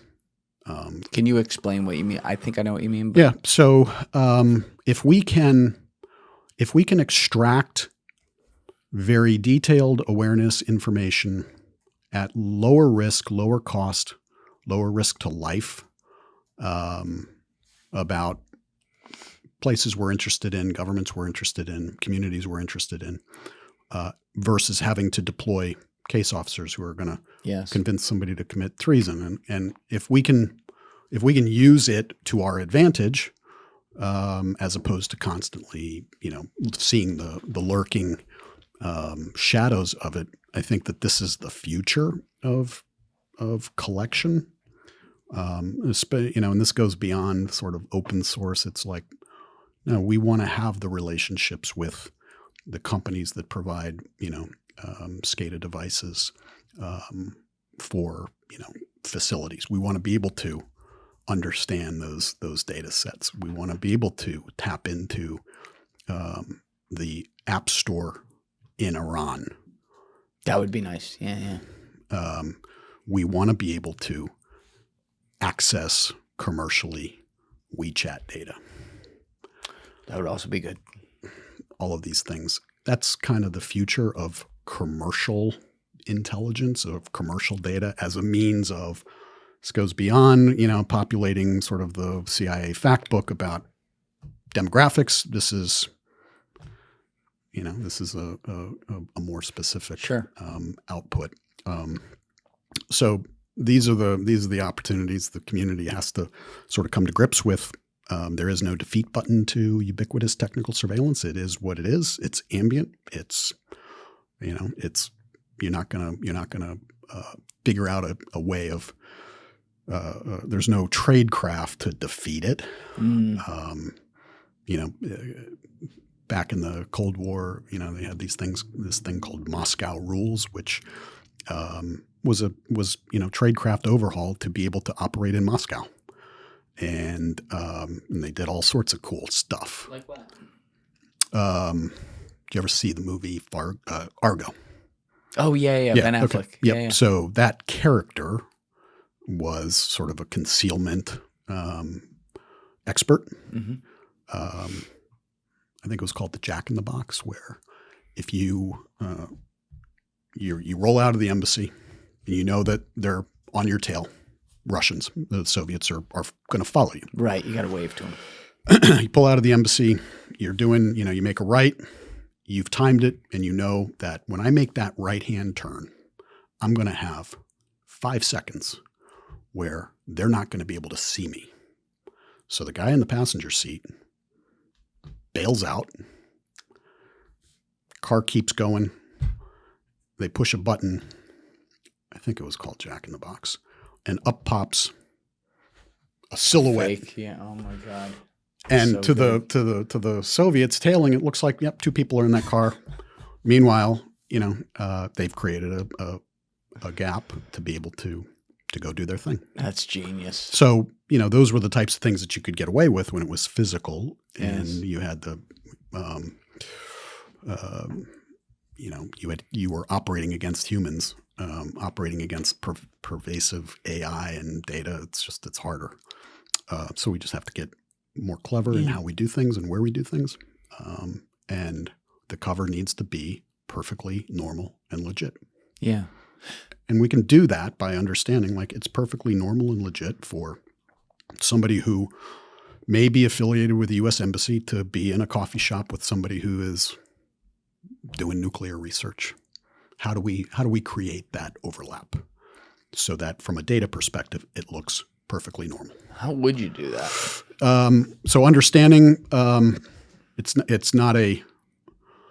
You have to go deep into those patterns of life and look for those overlaps. So I use this scenario, or talk about this scenario a lot. There was an asset who was really into those rock climbing walls. Mm-hmm. And so aligning a case officer who's also into rock climbing, who could build that pattern of life, I got a better story. I got a better story for you. All right, let's do a better one, Mike. I'm back. We're going to roll back to my prove it scenario. I'm a hockey player. Wait, you are legit? Yeah.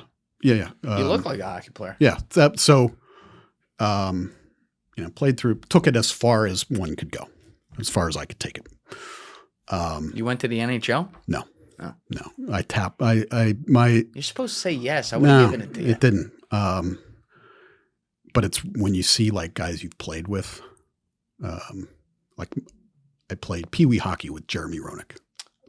Dude, I'm a Flyers fan. Yeah. I love So 97. yeah. So, and he was like, we knew you Oh, just knew. Yeah. Anyway, so there's this thing called lunch puck, where, at lunchtime, it's pickup hockey.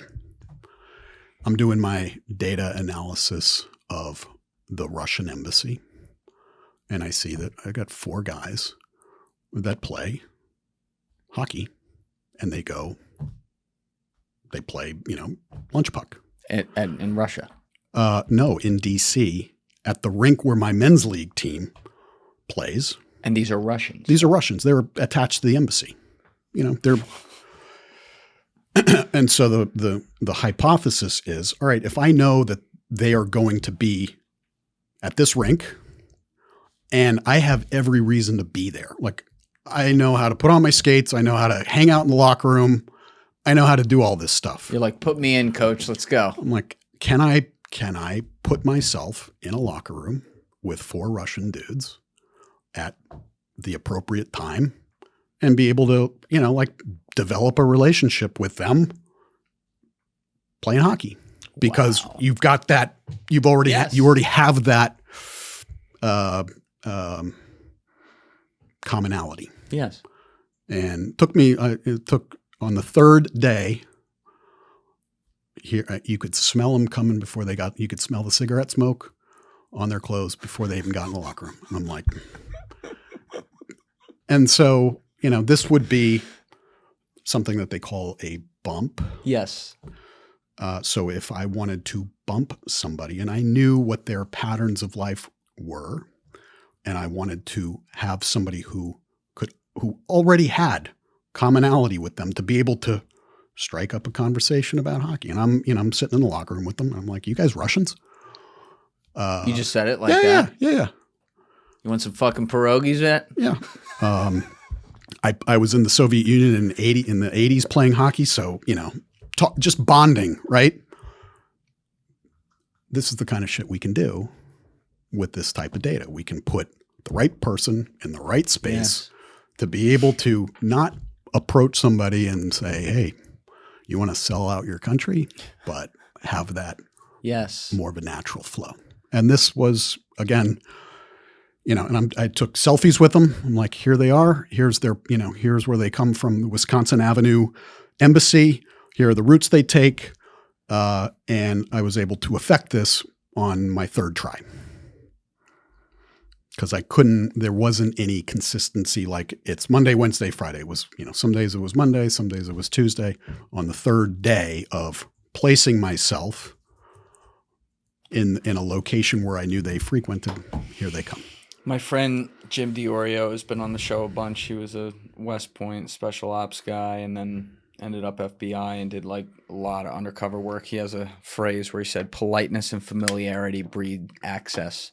And you're basically creating all the familiarity. You got that done before they go through the door. Without having to develop it or pretend.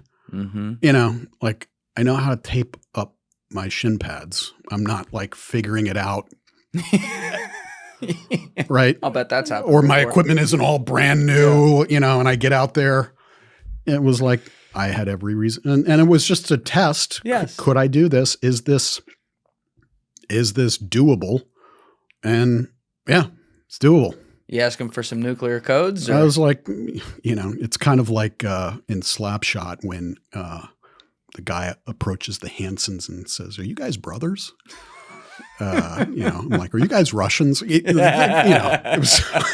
Listen, I love the Russians. Yeah, absolutely. Big fan. Yeah. Big fan around here. Yeah.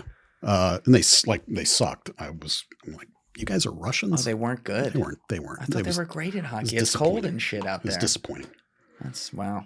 So, but you're still playing. You're doing a lot of pickup hockey. So, COVID took my league out of action, and I would. We got to get it back. I would have to drive, and it's like late, and I'm at a point now where I'm not going out on the Sunday night at midnight. Oh, that's a lot. Yeah. I'm like, no, I'm not doing it. That's the thing about it. Like the hockey lifestyle. The kids who come up playing that, mad respect, man. Yep. They learn crazy discipline because they're up at fucking 4 a.m., going to rinks, 5 days a week. Yep. I mean, that's why they're so tough too. I think I'm convinced of that. I mean, I talked about Jeremy Roenick. So his dad was like the assistant coach, but Wally didn't know how to skate. So, Oh, really? yeah, but he was on the bench.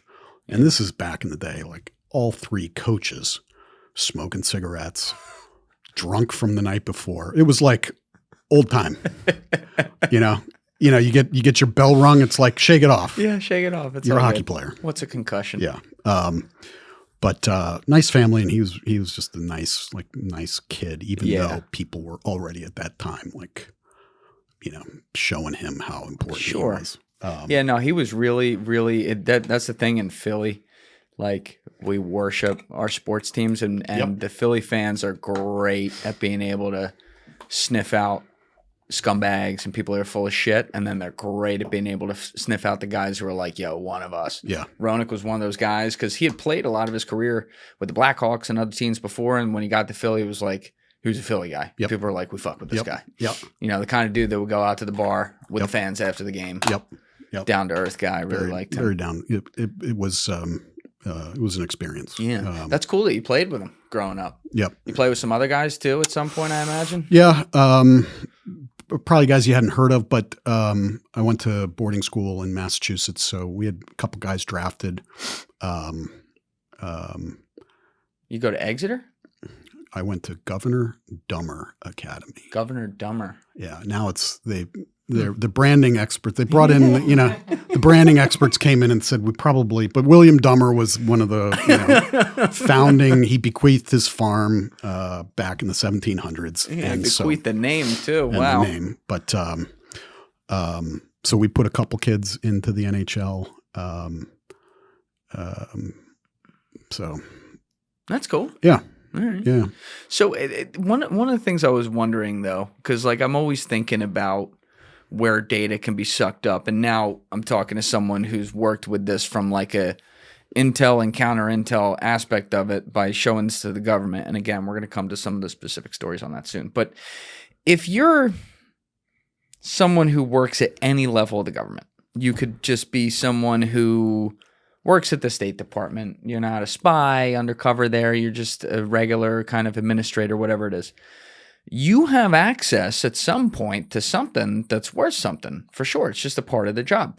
So if when your daughter's on spring break, you guys decide to take a trip to France, like a friendly country or something like that, they still, we all gather intel on each other as far as the countries go. Like every country's doing it to each other. When they land at the airport, aren't there tools that every piece of data in their phone is just sucked up into the ether right there? Yeah. Are you referencing France specifically?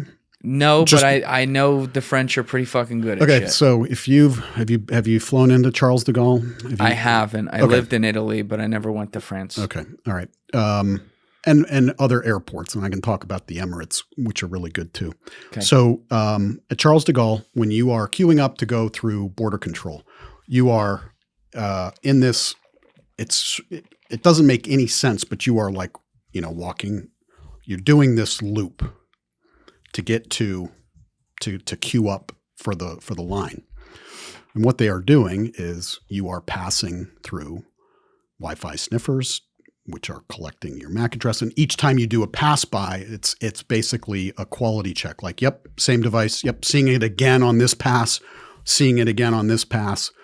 As a means of, okay, so when you queue up and you present your passport, we have your passport and we also have device identifiers about you. When you are, if you are a government employee, like firstly, and they do briefings before you travel as to what you should do and shouldn't do. But, a lot of these countries take electronic, they have converged electronic signatures to append right to your passport. So a MAC address or an ad ID or some benign character can be attached right to an identity with a picture. It is what it is. The Emiratis were contemplating looking at somebody's credit report And if you present yourself and you are, in your 40s and your credit report is like a page long, that's a red flag. Because if you're in your 40s, your credit report is going to be like 15 pages long. They weren't looking at the content of the report. They were looking at the density of it to detect or to determine, to predict, like, this is what's normal and this is what's abnormal. Wow. The God, MRIs. the way you got to create legends now, if you're like trying to create a spy, it's like, No, it's not doable. oh my God. Yeah. So, and that goes back to the point of, how do you operate in a denied area, hostile environment? You're not cover is just, it's too flimsy. There's no way to backstop it with, your cover only has a 2-page credit report. Nobody in their 40s has a 2-page credit report. You've had a couple mortgages, you've had you've got a bunch of credit cards. Your credit report is should be 15 pages. Do they use dead people though? Yeah. Meaning, like, do they do like, I don't know, CIA or something, if they're trying to send someone into fucking, Saudi Arabia? Yeah. Could they find, if it's a 42-year-old case officer, could they find a mid-40s, deceased person that had a credit report and try to tie that report to them, even if they change the name? Assuming that the Saudis don't have access to vital records and death certificates. Change the name. I think it's too risky. Based upon, I know that Google wouldn't buy it. I know that your mobile network operator wouldn't buy your attempt to sort of fraudulently spoof behavior. I don't think it's the future of intelligence operations. Now this might get in. This is a really specific question, and the chances that you actually would have been involved in this probably aren't high, but I don't know. I'm just thinking of like an enormous international incident that occurred where there was like a investigation afterwards. In 2018, I believe it was 2018, you had the murder of Jamal Khashoggi in the Saudi embassy in Turkey. And there's, some security camera footage of guys who went in. Obviously, we see him go in, and then we see some other dudes in suits go in who landed on a certain plane from a certain place, obviously. And then we see them coming out, but we never see the body. We just see bags or anything. But hypothetically, given the fact that those guys were all carrying electronic devices, this is after you started blowing the whistle on this stuff. I would imagine at that point, the United States probably had the ability to track where those people were going and track exactly where that bag ended up. Possibly. Yeah. I was not on that. Okay. That's what I would say too if I were. Yeah. But it's possible.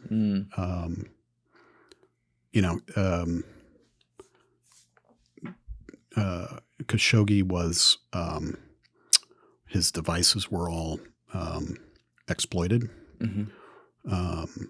So he didn't stand a chance based upon how deep they were into his communications. Right.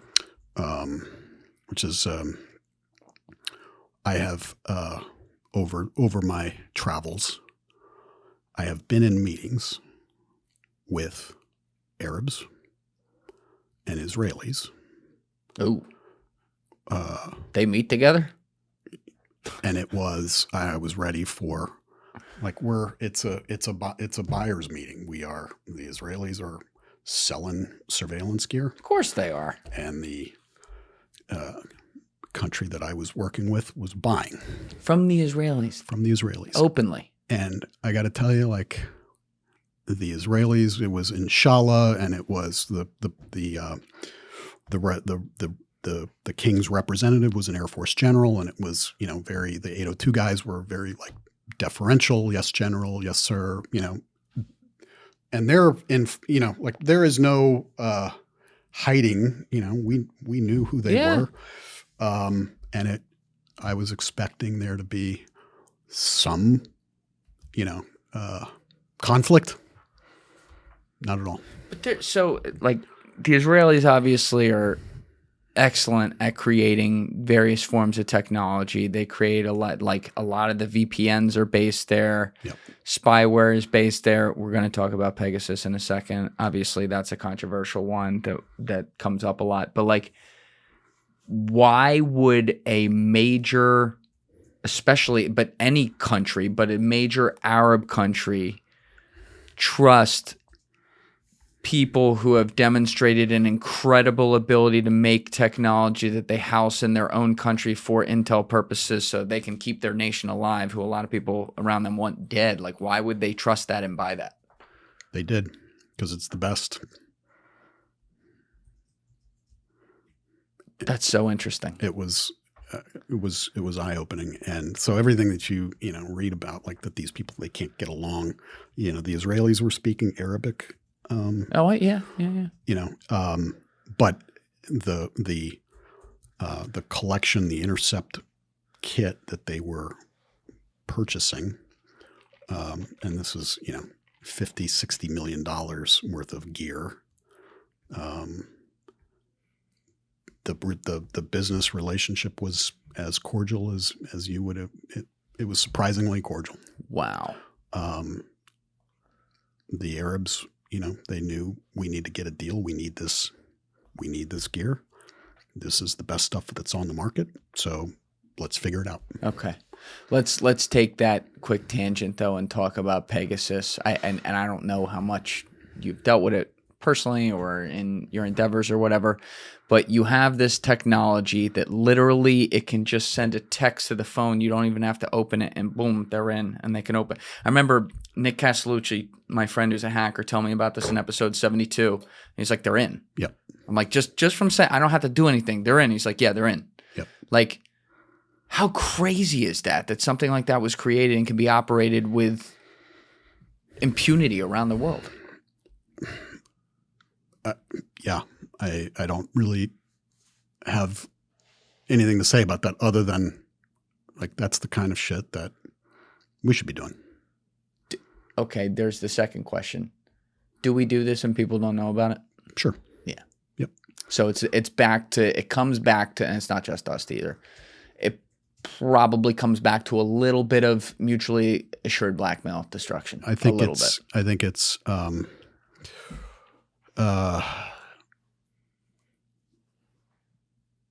as capability evolves, it's one of those seductive, like, yeah, we can do this, so let's do it. Mm. And when it's an adversary, yeah, absolutely, we should be doing it. Yeah. But that's the thing. Even you and I both know, you probably know a lot better than me because you've at least seen this world. Like, everybody does it on each other, even friends, like Britain spies on us and we spy on Britain. So when you cross the line is when, and the work that I was doing, it was a cyber CT program. And my first RFI, my first tasking was a group of people in another country, okay, partner country. And I'm doing my research and it's like, this woman's a school teacher. This is a Catholic priest. This guy is a lawyer. What did they all have in common? They were very vocal in dissent of a corrupt government. And we're preparing, doing all the engineering to sort of attack this group. And they were thought leaders, like they were the center of gravity that could have online in the public square. Okay. Like they were known in this shit ass OPEC but small little African country. Okay. And I'm like, all right, so let's make sure that there's something that I'm not seeing here before I get all righteous. But that's what they were. They were political dissidents and, the type of person that we want to support, not somebody to attack and discredit. Oh, meaning they were used. I just use this term as like a term not to like attack, but like useful idiots for whatever they were freedom, like legitimate. Legit, This is a corrupt government. Our people live on $1 a day, and so let's amplify them. The president is like, just bought his next, took a delivery of like 3 Maybachs. Yep. So they're advocating for, equality and attacking corruption. The president of that country reaches out to his partners in the Middle East and says, "Can you help me with this?" And they're like, "We got it." Now, how did they help him with that? I don't know if they went that far, but they were silenced. What kind of methods might they use to prison? Trumped up charges, but okay. We know where you're going to be. We know who you're communicating right. with. So here's the network. Like, got it. We're expanding that network. Got it. Okay. This was written about, and because this country hired a bunch of U.S. types to go stand this thing up, and it was bad. Who is the most notorious user of data for intelligence purposes around the world? I'm talking countries. China. By a lot? Yeah. Why? Because their policies, if put it to you this way, if there was a explicit policy without warrants or probable cause, but yet Google, Amazon, Apple, you had their cloud, their storage systems, and went into their storage systems, and then that same data would go into a government storage system, or the U.S. government had access without probable cause or which they would never do. Right. In the PRC, those data sets it is just part of the. They own it. They own it. Yeah. Yep. And they don't let a lot of our companies operate in there either. Yeah. So this is one of those things when we're negotiating with, we're doing a bilateral discussion with China. We don't have access either legally or otherwise. Our companies aren't monetizing WeChat users. The Chinese, the Great Firewall prevents that because they have always known the importance of data as a national asset. This insidious TikTok discussion. Insidious. I mean, it just because it's gone on for so many years, shouldn't be lost on anybody that the ban got a floor vote when the algorithm was indicating consensus or trending negatively towards a certain country that wasn't going to have it. That's when the vote became serious. Been talking about it for 5 years, going back to the first Trump administration. You wouldn't be talking about Israel, would you? Oh, yeah, I was. And so, but we don't have reciprocity with China in terms of understanding the patterns, profiles, behaviors of TikTok users in Beijing. That's right.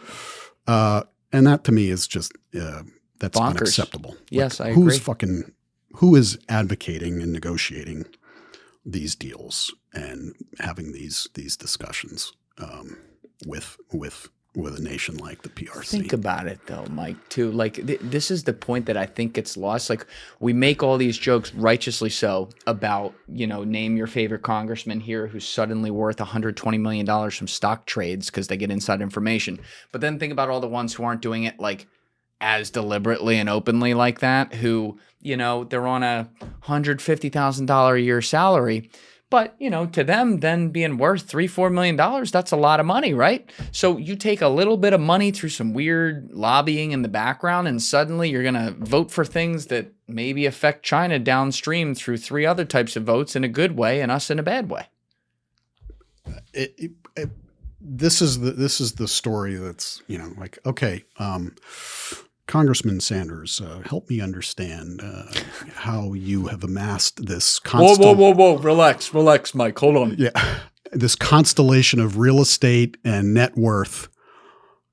Really good financial advice. Democratic socialism, emphasis on democratic. Yeah.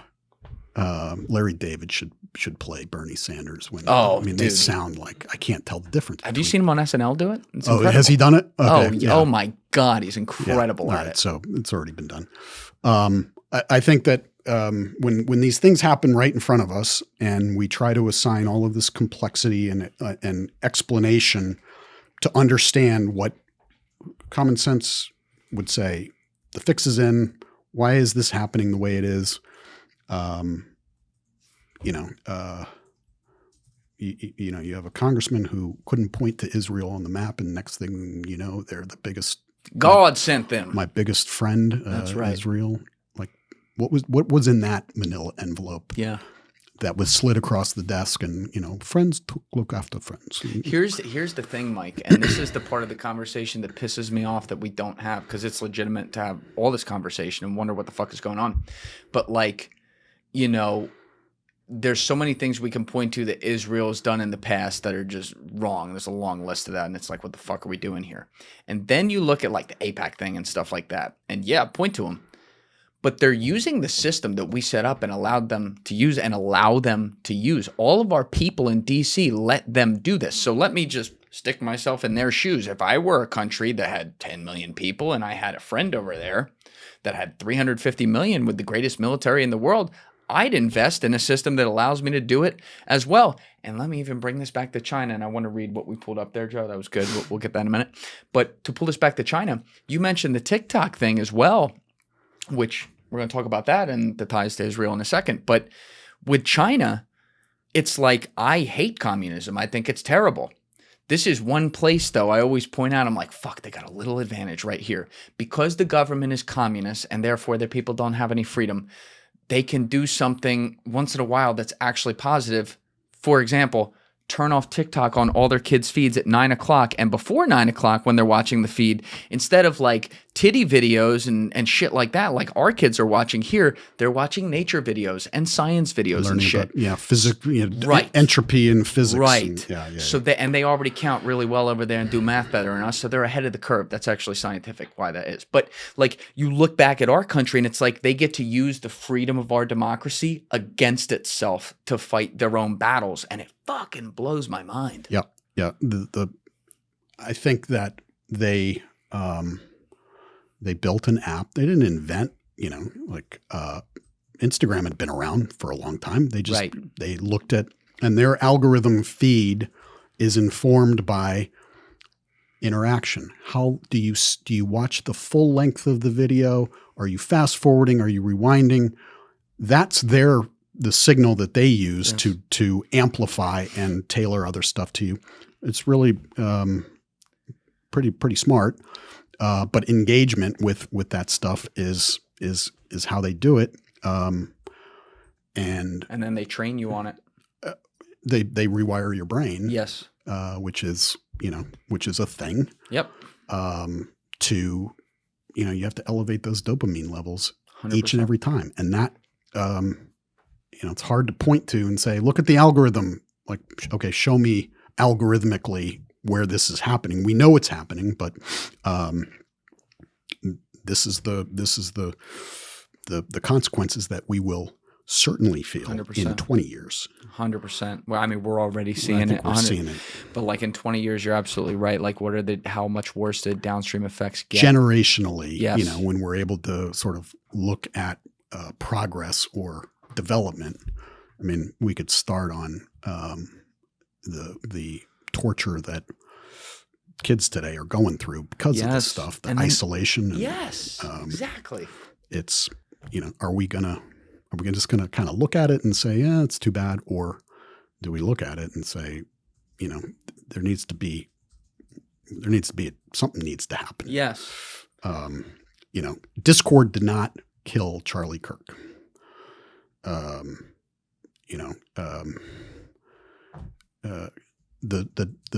dumbest people on the planet talking about Nazism and fascism and that Trump is both did not kill Charlie Kirk.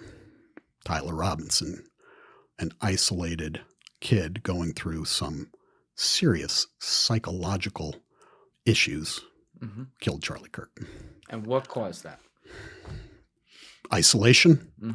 I think we have gotten to a point where there's a generation that if they don't get their way, they can't figure out how to move forward, to the point where they believe that they are the one standing in between, righteousness and evil. They want to be a hero. How much are we going to accept when you've got a 22-year-old kid in a romantic relationship with a cisgendered male who's transitioning to female and not call that out as there's some trauma there. There's something going on 100%. Because that's not, because at the end of the day, he's trying to find himself in a heterosexual relationship, but he's going about it really, really through the back door. Sorry. That's going to be a short right there. Yeah. I can't, you have to, that's, we'll see. But you get my point. Yes. We sort of look at these things and, all right, isolation and this notion that my community is, 1,000 people that I'll never meet, that I don't know, that really don't care about me, but this is my community. Correct. We're humans. We want physical struggle and we want physical interactions. And the platforms have wedged themselves in between what is our natural sort of state of being humans. By the way, though, not to put my tinfoil hat on here too much, but it is interesting that in this modern warfare world we're living in, which is warfare of the mind and information and technology, right? Where everyone's on the battlefield, regardless of whether you're a kid or an adult or a civilian or in the military, whatever it might be. Yep. I'm just saying, if I wanted to create a downstream generation of trauma, I might let something leak from a lab and make everyone freak the fuck out and send them home for a couple years. That was the A/B test, right? That's what it feels like. Let's see what they do. I think that there's, if you read, keep that mic close, by the way. Yep. Sir. If you read things that Xi Jinping says, chaos is to their benefit. Yes. Injecting chaotic circumstances is an advantage that they seek to exploit. And that's how they're waging geopolitical warfare. Yes. And they get to sort of stand off as the reasonable perspective. And that's, I think they're playing a different game than we're playing because we're still sort of mapped to this rule of law. And that's such a shame. Doing what's right. You want to talk about fentanyl? Oh, or the reverse opium war? So the tariffs were the enforcement mechanism of a presidential finding from January that basically called out the CCP's involvement, complicity in fentanyl, something that kills 200,000 Americans per year. Probably even more, but yeah. We can't even track it, That's right? So let's just call it 200,000. How do we sit down and have a bilateral discussion with a nation that is tangentially, adjacently involved in the destruction of American families and think that that's okay? Because Well, actually, I don't know if it's a because, but it's very interesting to have that conversation. This is where it gets complicated. When we're using Afghanistan, or for many years there, used Afghanistan and its poppy fields to send an inordinate amount of heroin into Iran and Russia, and maybe even China, but the ones I hear are Iran and Russia. So it's like you're sitting across the table yelling at a country, righteously so, who's doing it to you very clearly, but you're also doing it to other people. And that's where it gets weird. It's like, like, is this the price we pay? And as an American citizen, I'm like, fuck that, by the way. But This is the world that these guys, bureaucracy, plays in. And if we have politicians or people at the State Department that have made those decisions, then I don't know how to describe that as anything but evil. I agree with you 100%. Because there's no, and for years, we would play this game where we would insist upon, progress in them scheduling these precursors. And they would say things to us like, yeah, we're working on it.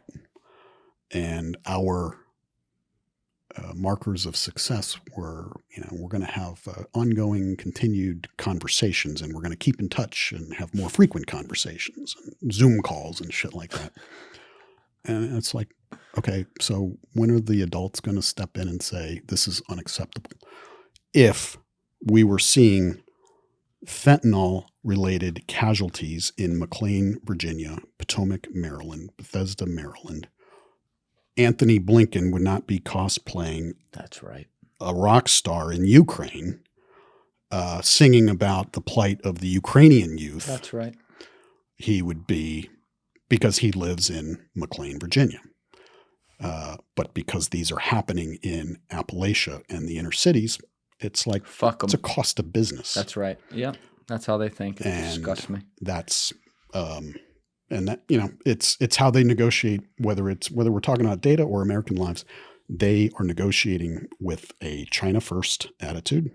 And if that means, 200,000 Americans are going to die per year and that causes chaos within that country, great. It's a casualty. Yep. That's what we're here to do. Yep. Yep. So, and I know that, there are a lot of people who are trying to do the right thing in government. I'll bet there are. Yeah. But you've got this political elite that rules the Exactly. day. I've always said this, Mike. It's like it's this weird paradox we have, right? When you look at human history, just over time, objectively, statistically, we're at overall the best time-ish in human history. Everything has gotten better from a basic level since the beginning. It's progress. Progress, right? So, meaning, if we're going to really dumb it down, good has won more than evil. Obviously, there's been evil times, so evil wins sometimes, but like over the long haul, good wins. The problem is there's something about evil where it has a much easier time winning in the short term. I've never been able to mathematically balance sheet this in my head, but this is the reality. And I always give the example. If I have 100 people in a room and 99 of them are good and one of them is evil, there is a chance something really bad could happen in there. Yep. But if I have a room where there's 99 evil people and one good person, there's a 0% chance something good is going to happen in there. Yep. You know what I mean? Yep. It's the barrier of entry for evil is it's a smoother glide yes. than So I think you make a really good point there. There's a lot of people who probably do want the right thing, even if it's not in their backyard and their Yep. kid didn't die of an overdose or something. But there's just enough people in the elite part of it who are like, yeah, fuck them. But that's the thing. Like if those people, if it happened on their door and suddenly their kid died, they'd be changing their tune. Different. Like I said, let's move, it's when, who was it that sent the illegal immigrants to Martha's Vineyard? Like Texas and Florida? Yeah. And I supported that. Good move. The government of Martha's Vineyard was, before they got all of their busloads of immigrants. Yeah, take a sip there. We're good. We'll take a take that little intermission. Everybody, this is about human rights, but the minute it landed in there on the shores of Martha's Vineyard, that was Not like that. no, we didn't mean this. Put the methadone clinic in McLean, Virginia. Yeah. The residents of McLean, Virginia aren't going to have it. Yeah. I remember in Bayhead, New Jersey, where I don't spend any time. I had a friend, though, who lived in a town right next to there. There's a yacht club there called the Bayhead Yacht Club. Like the kind of place that doesn't let like Jews and blacks in, like real old school. Yeah. And right, not on the yacht club, but in like the houses next to it, where people are probably members of it, there were like giant signs during 2020 that are like Black Lives Matter. Yeah. And I'm just like, you probably don't even know any black people. Right. But you're lecturing all of us on whatever you're lecturing us. And it's like, dude. Yeah. Sometimes people just, the lack of owning a mirror is incredibly apparent. Yeah. Yeah. Or it's like the Ukrainian flags. Can I center you just a little more? Sorry. Yep, I want you comfortable. We're watching the cameras. I just need to stretch my legs. Yeah. We're good. Prior to Ukraine, people couldn't pick it out on a map. Mm-hmm. Now they're throwing the flags in their Now bio. they got everything. Yeah. What are the priorities? You got a Ukrainian flag flying in front of your house, but on the 4th of July, you don't have an American flag. It's crazy that they made that a political statement. It's so fucking nuts. But again, GADSAD refers to some of this stuff as parasitic thinking and parasitic mindsets, and I think we have a lot of that. I think he's right about that. Yes. It's these are smart people. They're not technically crazy, but they've been infected by something that just they see things differently. I think part of it is a little bit of belonging. Yeah. I think people want to feel like they're a part of something. It's not the whole explanation, to be clear, people, but part of it is they want to feel like they're a part of something, and especially in the COVID era where people got separated from society and they could get behind keyboards and talk to people who thought like them in 280 characters or less online. They're like, fuck, this sounds good. And now they throw up a sign that says, whether it's in their bio or they actually physically put it in their fucking yard, that says, I'm a part of the team. Look at me. It's like a beacon in your window. Yeah. When your life has no meaning, or you can't really feel like it has meaning, whatever that is, you're going to find artificial meaning in your life, and you're going to invent crisis and things that you need to be all invested in order to give your life some degree of meaning. So I want to come back to this just because we had it. You had brought this up, but Joe had pulled this up over here.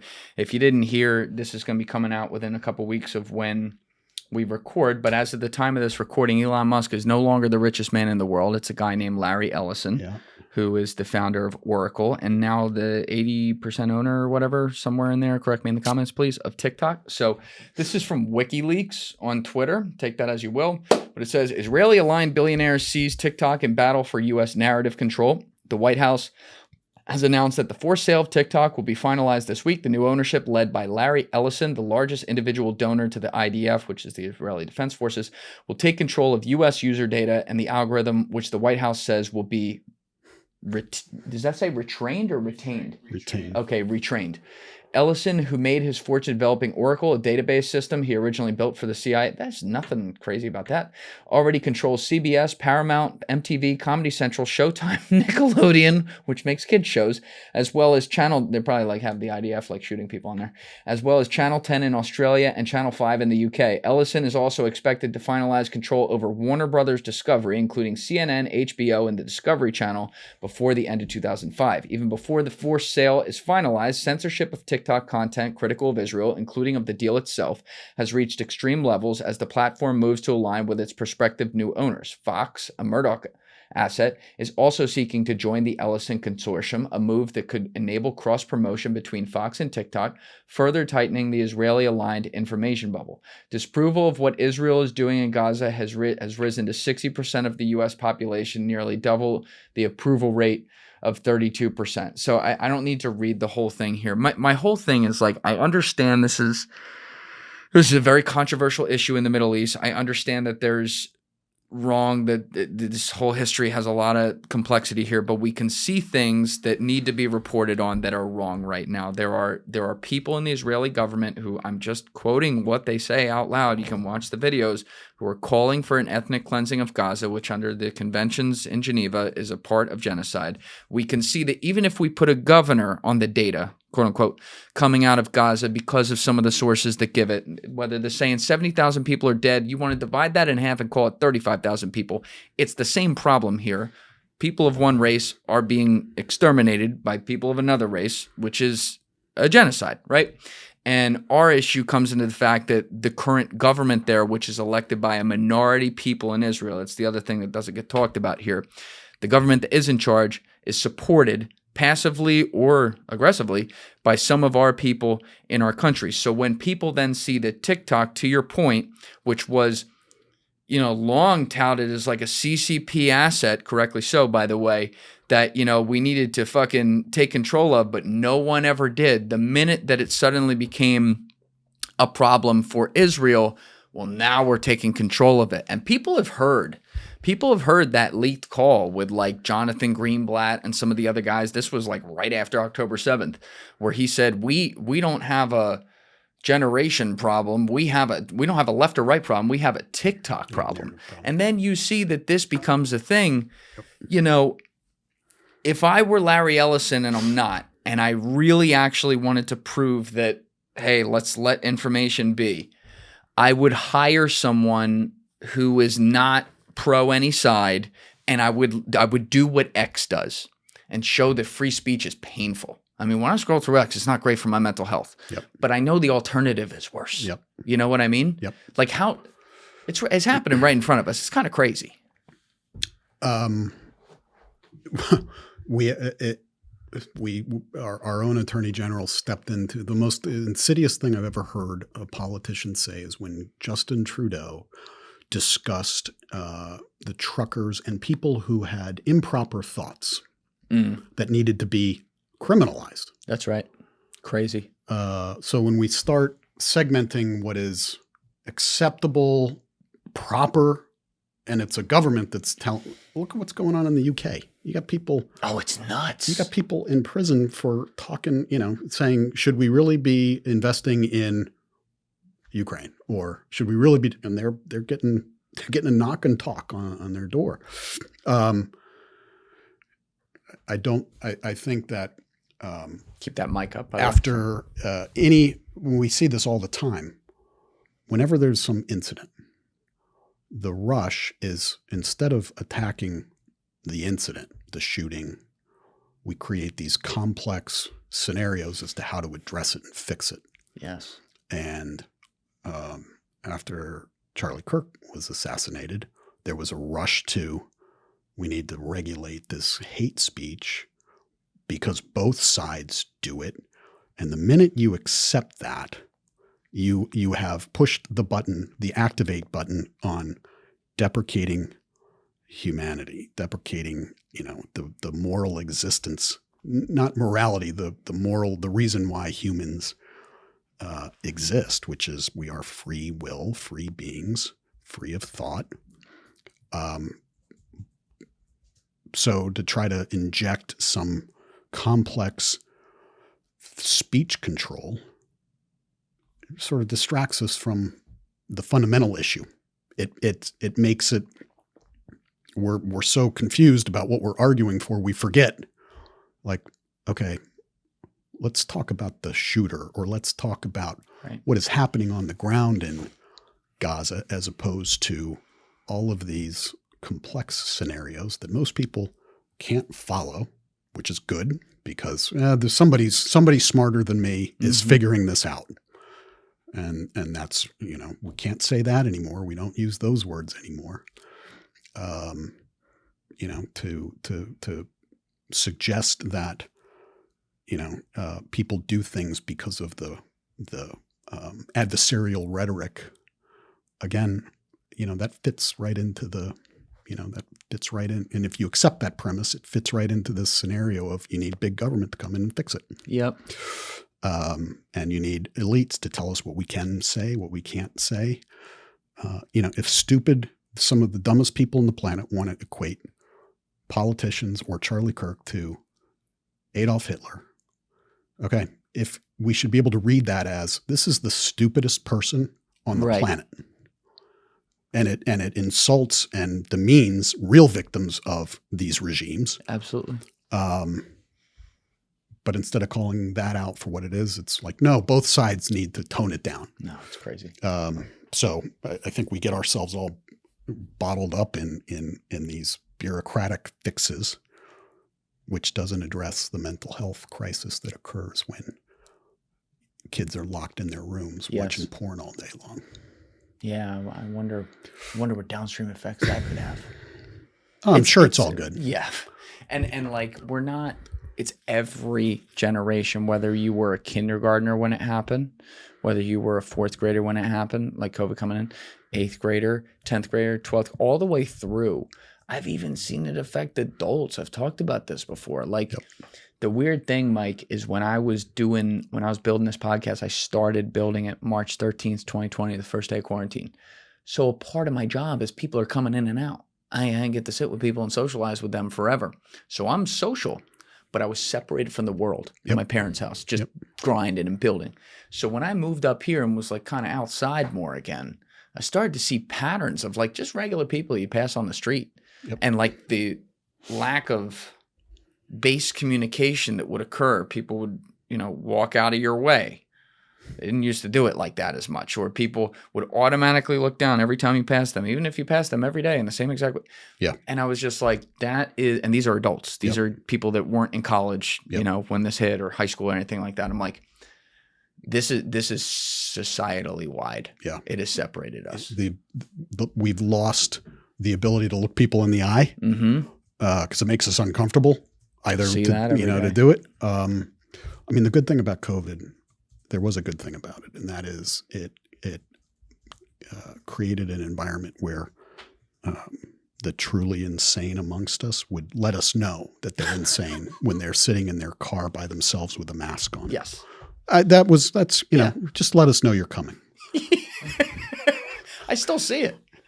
I saw a DoorDash driver doing it yesterday. I was like, dude. Or they're walking out, they're outside by themselves. There isn't a person near them and they've got a mask on. Now, maybe they've got, allergies or something, and I shouldn't, be, but. I know, but I'm looking at this. I'm like, dude, you survived Somalia and you're wearing a mask in 2025 and come on.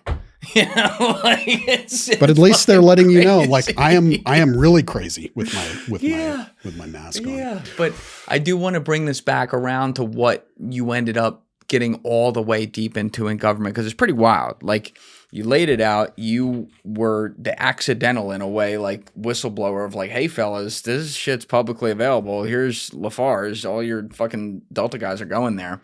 And the government at first comes to you. They try to, some people say you're a charlatan. Other people are like, you must have bought this or whatever. And then eventually, like, you prove, no, this is available.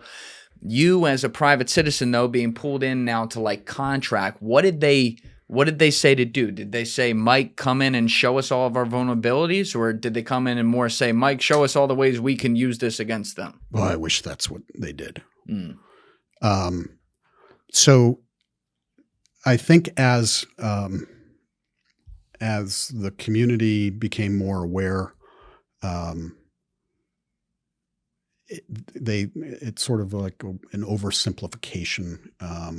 Now we have these data feeds, we have it figured out. It's like, no, you have it figured out for what it was in 2015.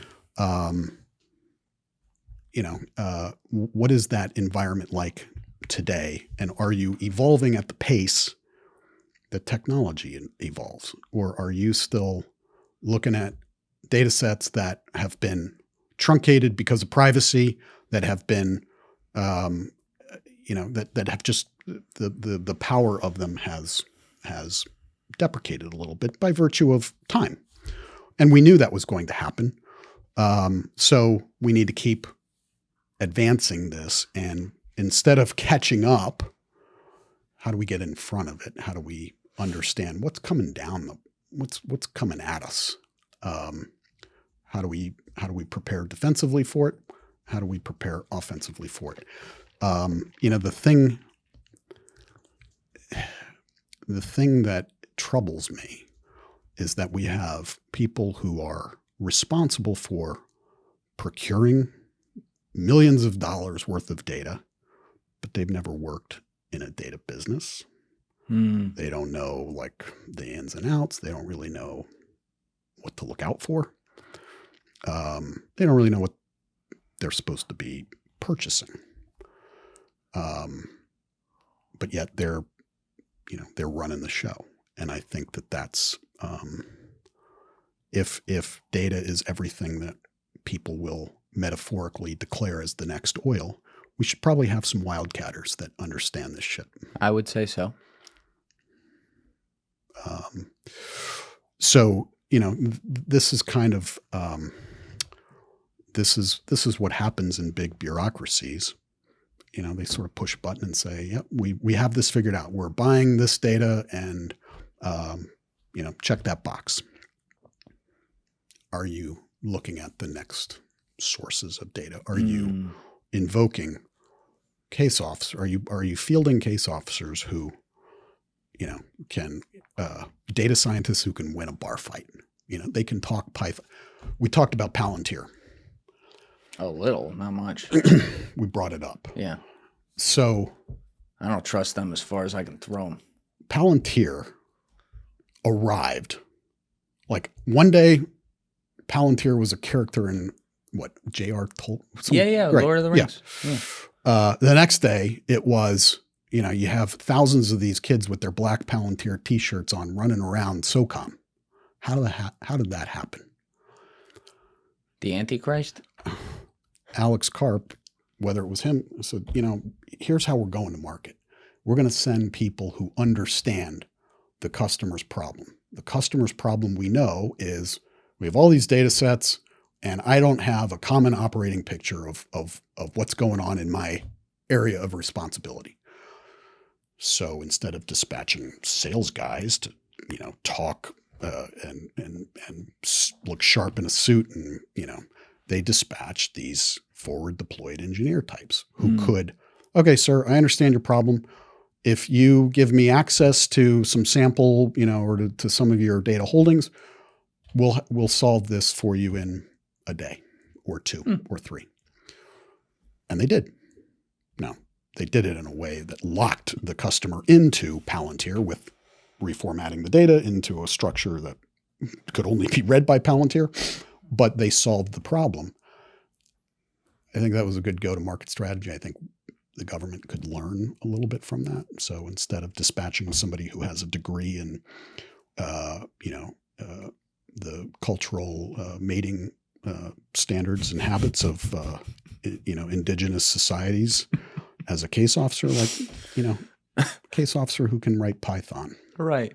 Might be, in this marketplace, might be helpful to have somebody who understands these things, because you're going to talk to assets who are data scientists. Yeah. Like, what do you have access to?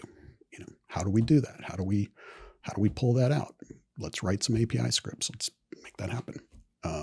So I think that this is the kind of thing, like, how do we fill these gaps in what our operational reach is into this commercial data environment. So when you were first pulled in, now, and by the way, with this mic, just keep it like in front of you so you're not like talking over it like that or anything. Just always have a point there. But when you were first like brought in, they said, all right, Mike, at least like come in here. Who was doing that? Was it a specific agency? Was it like a consortium of people? You obviously talked about the guys who talked to you at the Four Seasons who wanted it. Like, were they your emissaries in? Yeah. So at the time he was 29, he was a government, he was a civilian JSOC employee. What was this guy's name again? John? John Fritchley. Got it. Yep. This guy was relentless. And he just didn't take no for an answer. And he could talk to, he had no fear. We briefed Scotty Miller early on, CG of JSOC. Okay. And it was, you got a 28-year-old kid talking to the CG of JSOC. And it was like, sir, this is what we need to do. This is the future, you know. So it was people like that who were able to, at career risk, because people were probably telling him to stand down. Mm-hmm.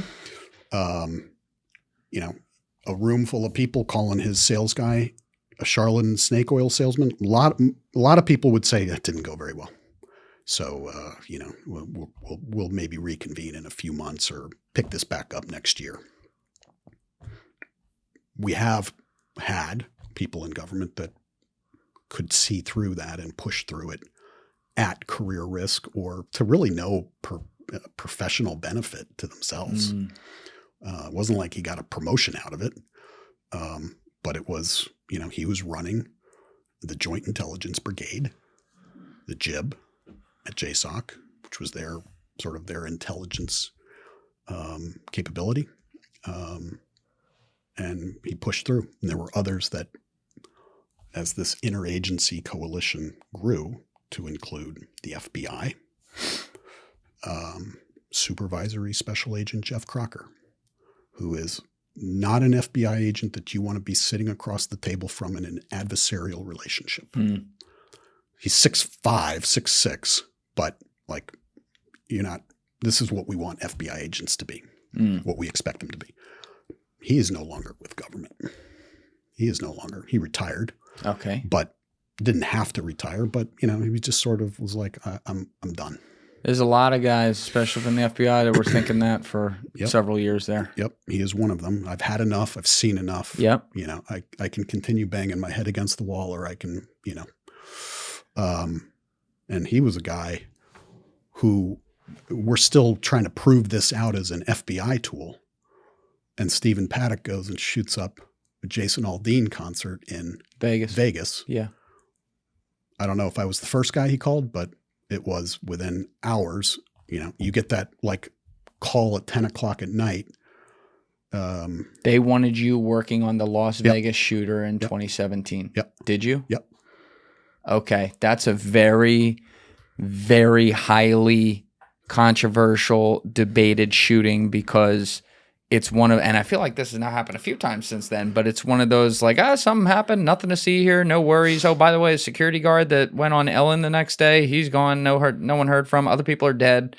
What the fuck happened there? I was trying to establish transnational links because he was married to a Filipino woman and he had traveled to the Philippines.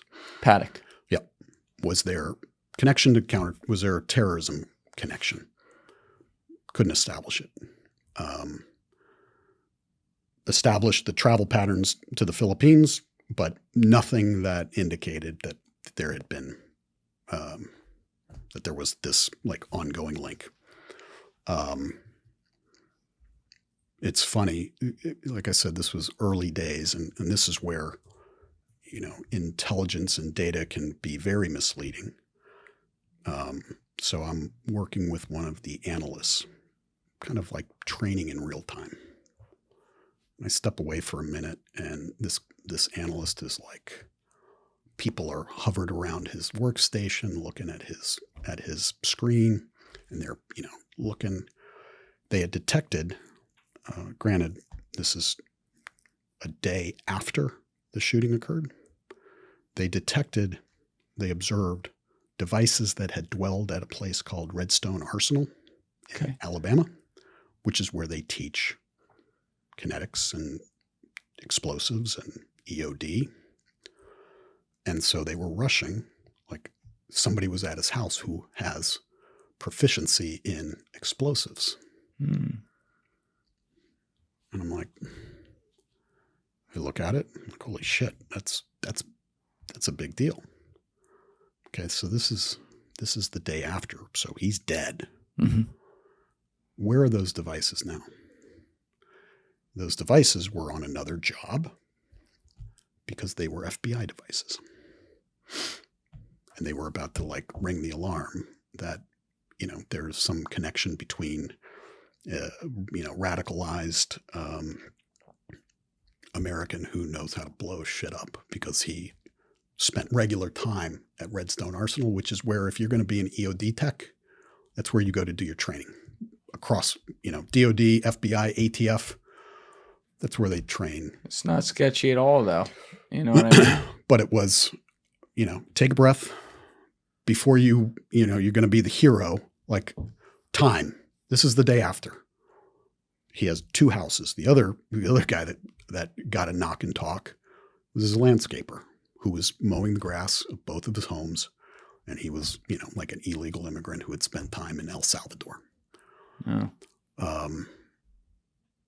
But we could not, there was no link to transnational terrorism in that. What about the fact that there, even if there wasn't a link to transnational terrorism, why did they push the story under the rug, and why were witnesses, let's call it what it is, disappeared? Yeah, I don't know. So they pull you in the day after, you're pulling up this data, they're like, oh my God, was he working with someone inside on the government? And you're like, no, this is actually overlapping data that makes sense because that's where all these people would go, and he went there for training. That makes sense. Yep. At what point, like how many days after did they say, okay, we've had enough of your services, thank you? Once the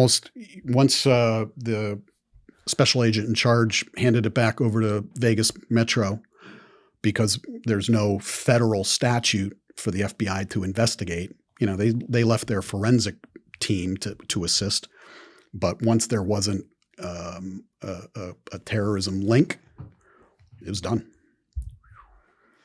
Yeah, there's some weird story out there.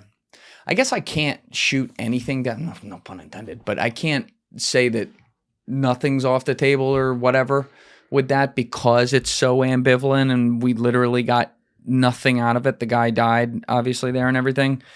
There was some theory though that maybe the Saudis did it or something like that. I forget. What was that, Joe? Someone was like in town or something and they're like, oh, MBS might have wanted him dead because this is when he was taking power. Or wasn't he on the same floor?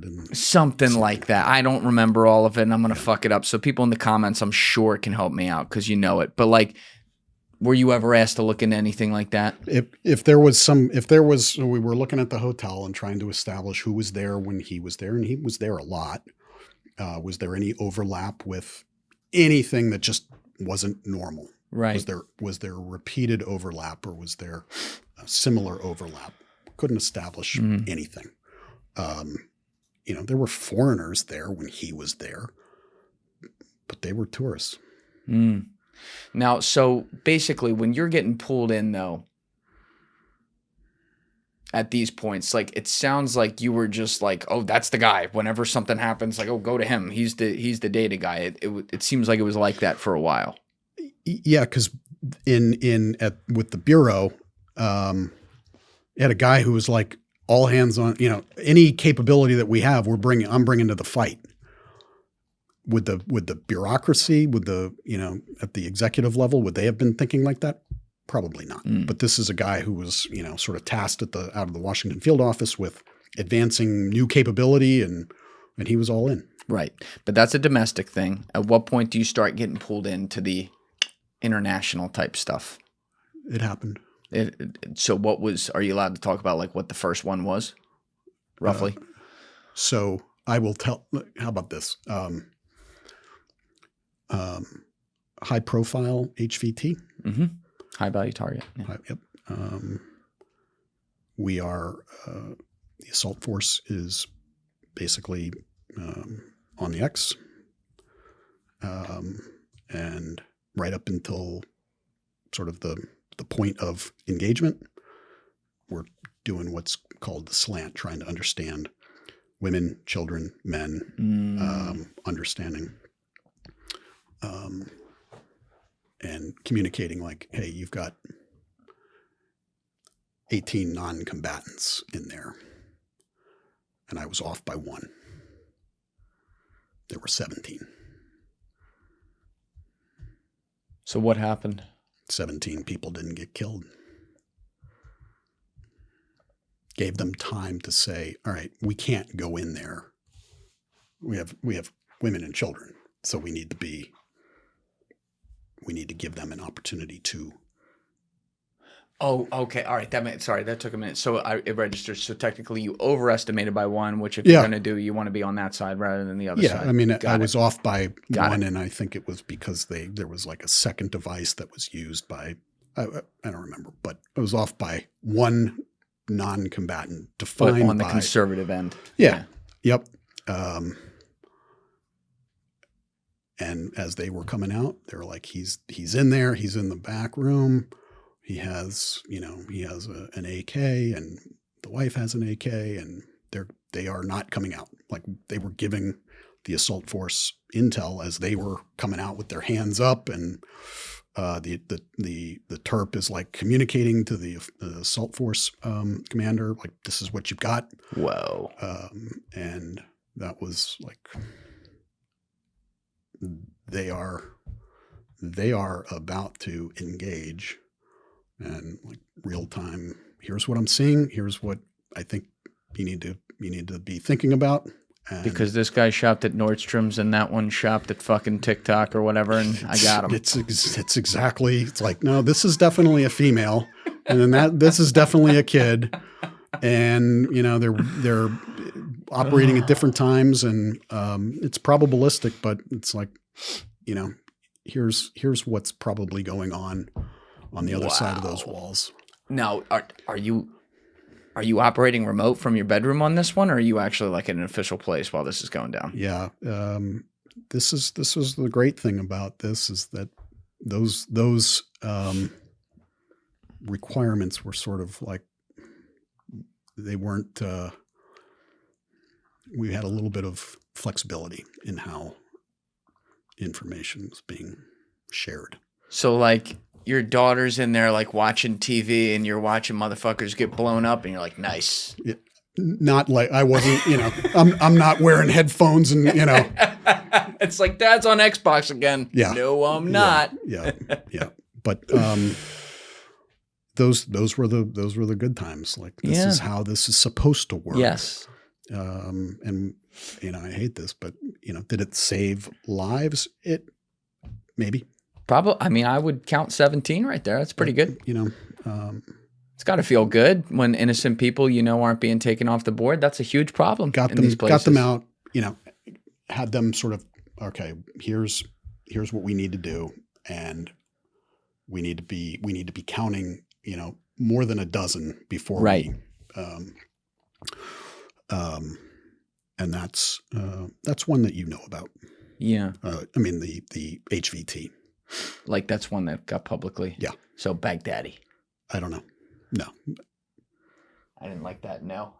That looked like a guilty no. I don't know, Joe. Pull the tape back. We got the really good cameras now. We can see the souls in your eyes. I'm sure you've seen the comparison between Obama and Trump. Abu Bakr al-Baghdadi is dead. That was great. They just walked through the front door. And then Obama's like, in a mission. It's like, that juxtaposition is insane. He just shit talked for like 30 minutes. Oh my God, it's insane. It's one of the funniest press conferences I've ever seen. Yeah. But that's wild. So you're like, it's almost like, to go back to a hockey analogy,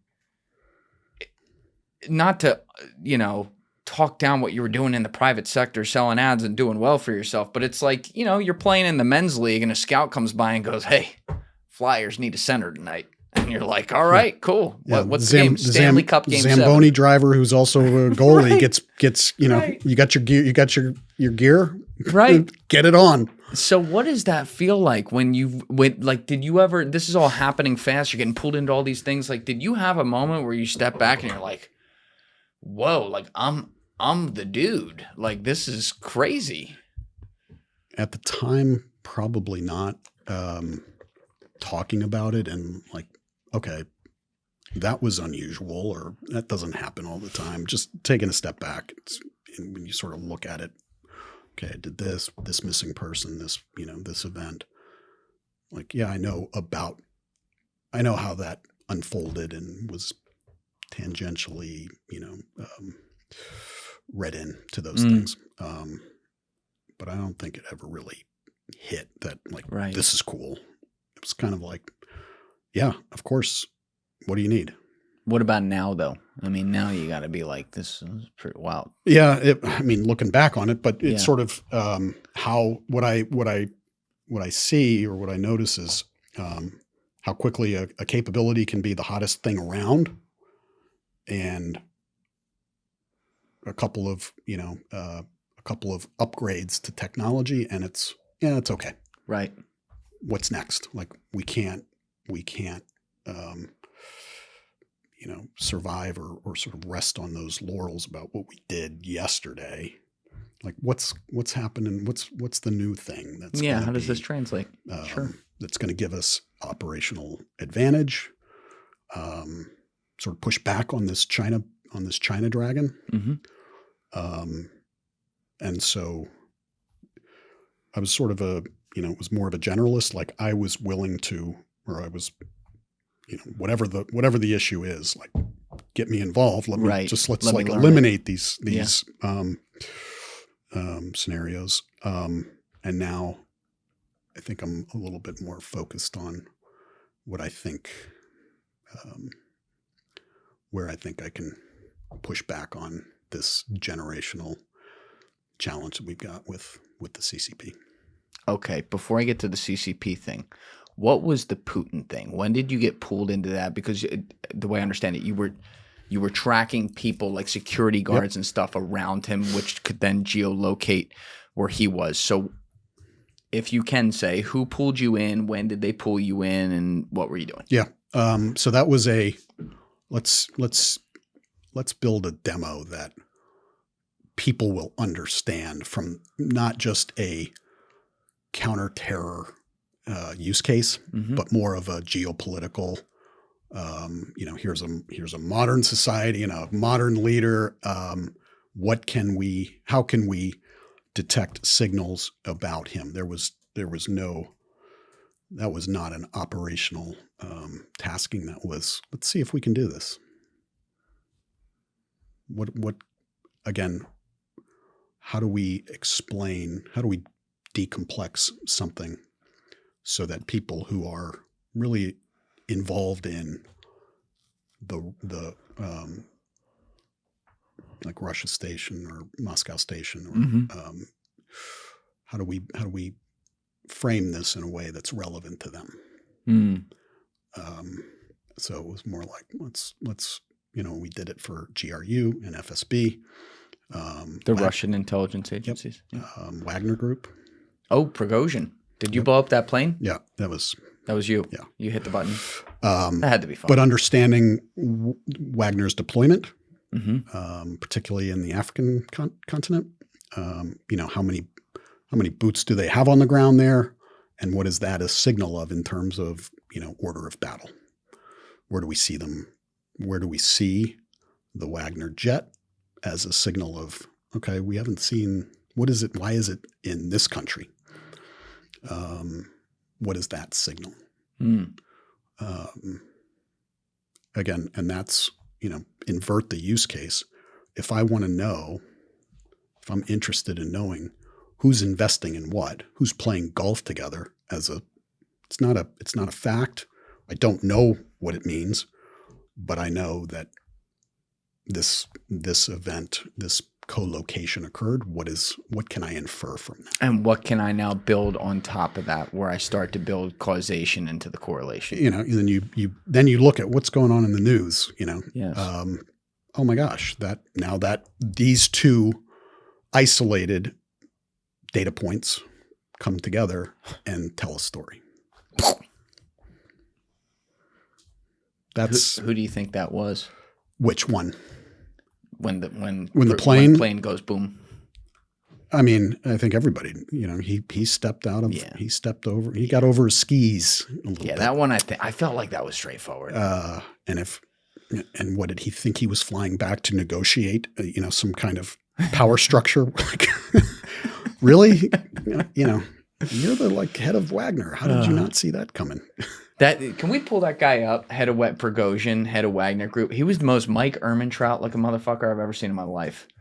From Breaking Bad. Yeah. He's like the same guy except Russian. Does he drive the old Buick police That's car? what I pictured him in it. Look at him. So, like if Mike were Russian, that's him. Yeah. Yeah. He went rip. Oh, Walter. That's it. Yeah. Walter. Crazy. So you would use the same tools like where are people shopping, geofences, where are they going, what are their patterns of life to track data on these phones that were 917A456 or whatever, but you could then over time put together be like, ooh, 917A456 and 17454 are always coming together at this area that's around where the security is, so they must both be security agents. And then you could use that to be like, okay, well, maybe our intelligence says they're always within 50 feet of Putin. Therefore, he's always within 50 feet of where these two things are blinking. That's it? Yep. Wow. Yep. And that's during the war going on, too. So that was pre-2022. Oh, that was pre? Yeah. Predicting, we talked to the Secret Service about this. The protective, their advanced teams would basically project where Trump was or where the president was going to be. It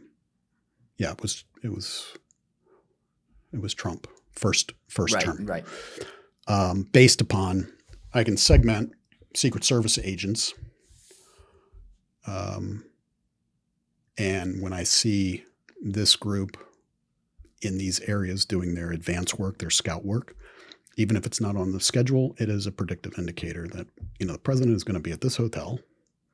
He's going to travel these routes. Yep. As a means of, if I can do it, so too can somebody that wants to, get involved in the disrupt. The canvas, data is you've got a canvas. It really is about letting that data sort of tell the story that is there. Yes. You can see all sorts of things if you want to see, I want to find the bad guy, so I am going to declare, a device that's at a former, at a bad guy's house as some kind of, collusion with when it's really, a law enforcement device. Like, you can see all sorts of things, but you have to sort of pull it back. And what is that story telling?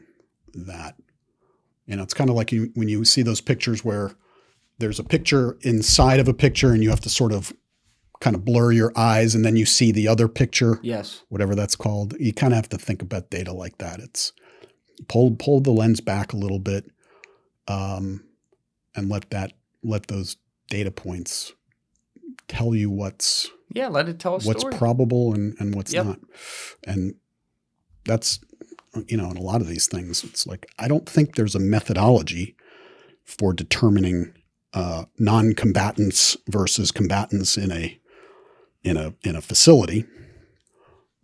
But when you think about it from the perspective of an advertiser is going to want to know in a household, how many devices are owned by children and how many devices are owned by adults and what's the smart TV, you're going to segment those things, apply those same analytical methodologies, change the names to protect the innocent, and you've got a targeting app. It's crazy how easily you'd be able to tell such a complex story. Because, if I just think about, I post on social media very randomly, but let's say I decided for 2 weeks that I were going to post on every platform, whether it's a post or a story, depending on the platform. I was going to post at 3, 5, and 7 p.m. every time, and I was going to post something, let's keep it really simple, of the studio or something happening in the studio. Yep. You could imply, if I did that for 4 days, you could imply that in all likelihood, unless I'm delaying every single post, which some people do, by the way, I'm probably in this studio during those times. That's literally 2 variables. Mm-hmm. Now think about you looking at fucking 40,000 variables. The only difficult part is the beginning where you got to be like, all right, what are the 5,000 that actually matter? Let's get rid of the 35 that don't. But once you do that, you're you can paint it down to someone's blood type. Yep. Crazy, yep. man. What type of apps are they using? Mm-hmm. It's a big signal. What times are they using them? If the device goes dark during, at 7 o'clock at night and comes alive again at 5 in the morning, that's probably a child who goes to bed early and is up at the crack of dawn, ready to go. And segmenting that from a lens of probability, not fact, that's the way to do it. How easy is it with publicly available information to get from a number to a name? A phone number? No, to get from their, well, actually, I didn't even think of that. Put Or that aside from for a second. from the metadata? From the metadata to someone's literal name, this is the person, we can identify them down to their picture and their age and everything. Yeah. Yes. Easy. Not easy, but you can do it. Yeah. So when you were looking, hypothetically, when you're looking at some of those Russian security guards, you could translate who they literally were. Easier, so that goes back to like the Southern Pines, North Carolina. Like, yeah, I have the property records to know right. What the mortgage is. Who it is. The Secret Service agents, like they all live in Fredericksburg or they live south of DC or west of DC. Yeah. I can with high degree of confidence tell you what their names are and what their wives' names are. Russia's, property records and doing that. But when you start seeing the patterns, you can start segmenting, staff who are, like his assistants versus protective detail. They have very different patterns of life. You see protective detail at like, jiu-jitsu studios. Yeah. You didn't see the cook at, doing MMA. Where they go to, you see them at training facilities. So you're able to say, this is not the cook. This is where they have a range and, those kinds of things. Same with, our own people. Have you been asked to train like some of our own people on the things a guy like you is looking for? Yeah, all the time. Yeah. We do a lot of training on this. And it's like I can show you, I can magnify the problem all day long. I can tell you, when 4 people leave the White House to go direct to Dulles, and then I see them in Brussels. A lot of DC people are going to NATO headquarters, but when 4 go direct from the White House to NATO, if I'm an adversary, those 4 devices are far more interesting to me because they just came from the White House. That's right. What is the meaning behind that? I don't know, but it's different from everybody else that is, in Brussels that dwells at the State Department all day long or, the Pentagon all day long. These 4 came from the White House. Who are they? Yeah. That's the kind of thing where, like, I'm showing you this. If I can do it, an adversary is picking you guys up from the minute you get off that plane, and they're going to be on you until you leave. God, like you were saying earlier, there's so many things you have to consider now. It's not even possible to. So you're operating at a loss no matter where you are and what you're doing, no matter what job you're doing at all times. It's just about minimizing as much risk as possible. Especially as Americans, where we let our data get swept up by anybody. Yep. I guarantee you, like, we're not doing this, against Xi Jinping's protective detail. Because their data is controlled. We can't get to it at all. Not through the commercial markets like we were doing earlier on. Like pre 07 kind of deal. Yep. Right. Yep. Yeah. I mean, you have to.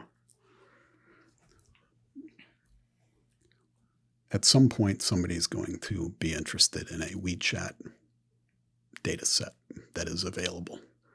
And WeChat is for people out there. It's effectively their do everything app in China. It's their super app. Yep. It's their, you do not survive in China without it. Yeah. The diaspora communicates with relatives back home on it. It's right. It's almost, I don't know if there's a mandate that you have to have it, but that's where your social credit score and everything else is sort of derived from. By the way, I already know I'm going to have you back because there's a lot of things we're not going to get to today. Like, you're bringing shit up and I'm just like not going to stop you, but there's like a million questions on basically every topic you brought up that we could go down a lot of tangents. So people, when there's things we haven't covered, we'll get a chance to do that in the future. But you keep bringing up China. It's come up a few times in this conversation in different contexts. We talked about certainly the things we see, like the TikTok thing that was going on forever. And we know what that is. But like, we've also talked about the fact, as you just alluded to again, that their infrastructure is basically closed off. A lot of our Google hasn't even been there since like 2008. They steal a lot of our technology as well and then rebuild it. That's why you have the Chinese Tesla, the Chinese whatever, the different Chinese companies that do it. But you keep talking about, without hesitation, this is the number one threat. This is the number one threat. And to state the obvious, they have the second highest GDP in the world, just slightly behind us. They have an enormous population. They have enormous innovation, scale, and control, unfortunately, because the CCP controls the country. But like, what are the things that maybe people like me don't think about as much that you've had access to that you're like, that's a huge fucking issue and we're not paying attention to it and here's what we got to do? Yeah. So China has something called the United Front Work Department, UFWD. The UFWD's charter is to spread the gospel of how great China is throughout the world through ambassadors, Chinese citizens who live outside of China. Yeah. So the UFWD is the button that they push to activate Chinese citizens who live overseas. Article 7 of the Chinese intelligence law stipulates that every Chinese citizen, and if you're ethnic Chinese, you're Chinese. Article 7 of the China intelligence law obligates citizens to support and assist China's intelligence activities when called upon. I think that this explains when we read about Chinese tourists who get lost and confused and end up driving 500 yards into the compound in Virginia Beach and say they just got lost and they want to take a selfie. Asian lady driver. Sorry, everyone. Nothing to see. Good luck, everybody. When you have Chinese citizens flying drones over Vandenberg Air Force Base at the launch of a Falcon 9 rocket. Total coincidence. When you have Chinese citizens driving around and mapping military installations in the Philippines with LiDAR gear and Stingrays or MZ catchers. And they are sort of careless. They are not MSS. They are amateurs, but they've got millions of them. Yeah. All over the world. They buy land everywhere. So it can be, low-level kid that's going to drive onto a military base, capture a couple pictures. That buys them prestige, credibility back home. Mm-hmm. Even if they don't collect any useful, valuable intelligence, it's like your obligation to try. And sometimes they're the elites within the UFWD that are buying land. They get awarded at the annual sales conference in Beijing for their efforts and their work and what they have accomplished. They get recognized. They get a photo op with Xi Jinping himself. So when when we contemplate the counterintelligence challenge from China, we have to recognize this isn't going to be like catching MSS operators. These are people that are on, they're dual sits. They have, they're lawful permanent residents. They own a business. But let's not try to see something beyond the tourist who drives onto Dev Group's compound to take pictures and claims that they get lost. So this is much more of a throw out an industrial size fishing net from a freighter and pull up whatever you can versus like try to take out a really nice rod and catch the prize sailfish. You never know what you're going to get. Right. And this is, I think, something that we underestimate because how does the FBI manage that? They can't open up a case. But when we see these organizations like the American China Friendship Association, oh, that sounds great. That should be a counterintelligence target, and I'm sure it is. But when they will metastasize inside of city councils, they will buy lots of property, lots of land.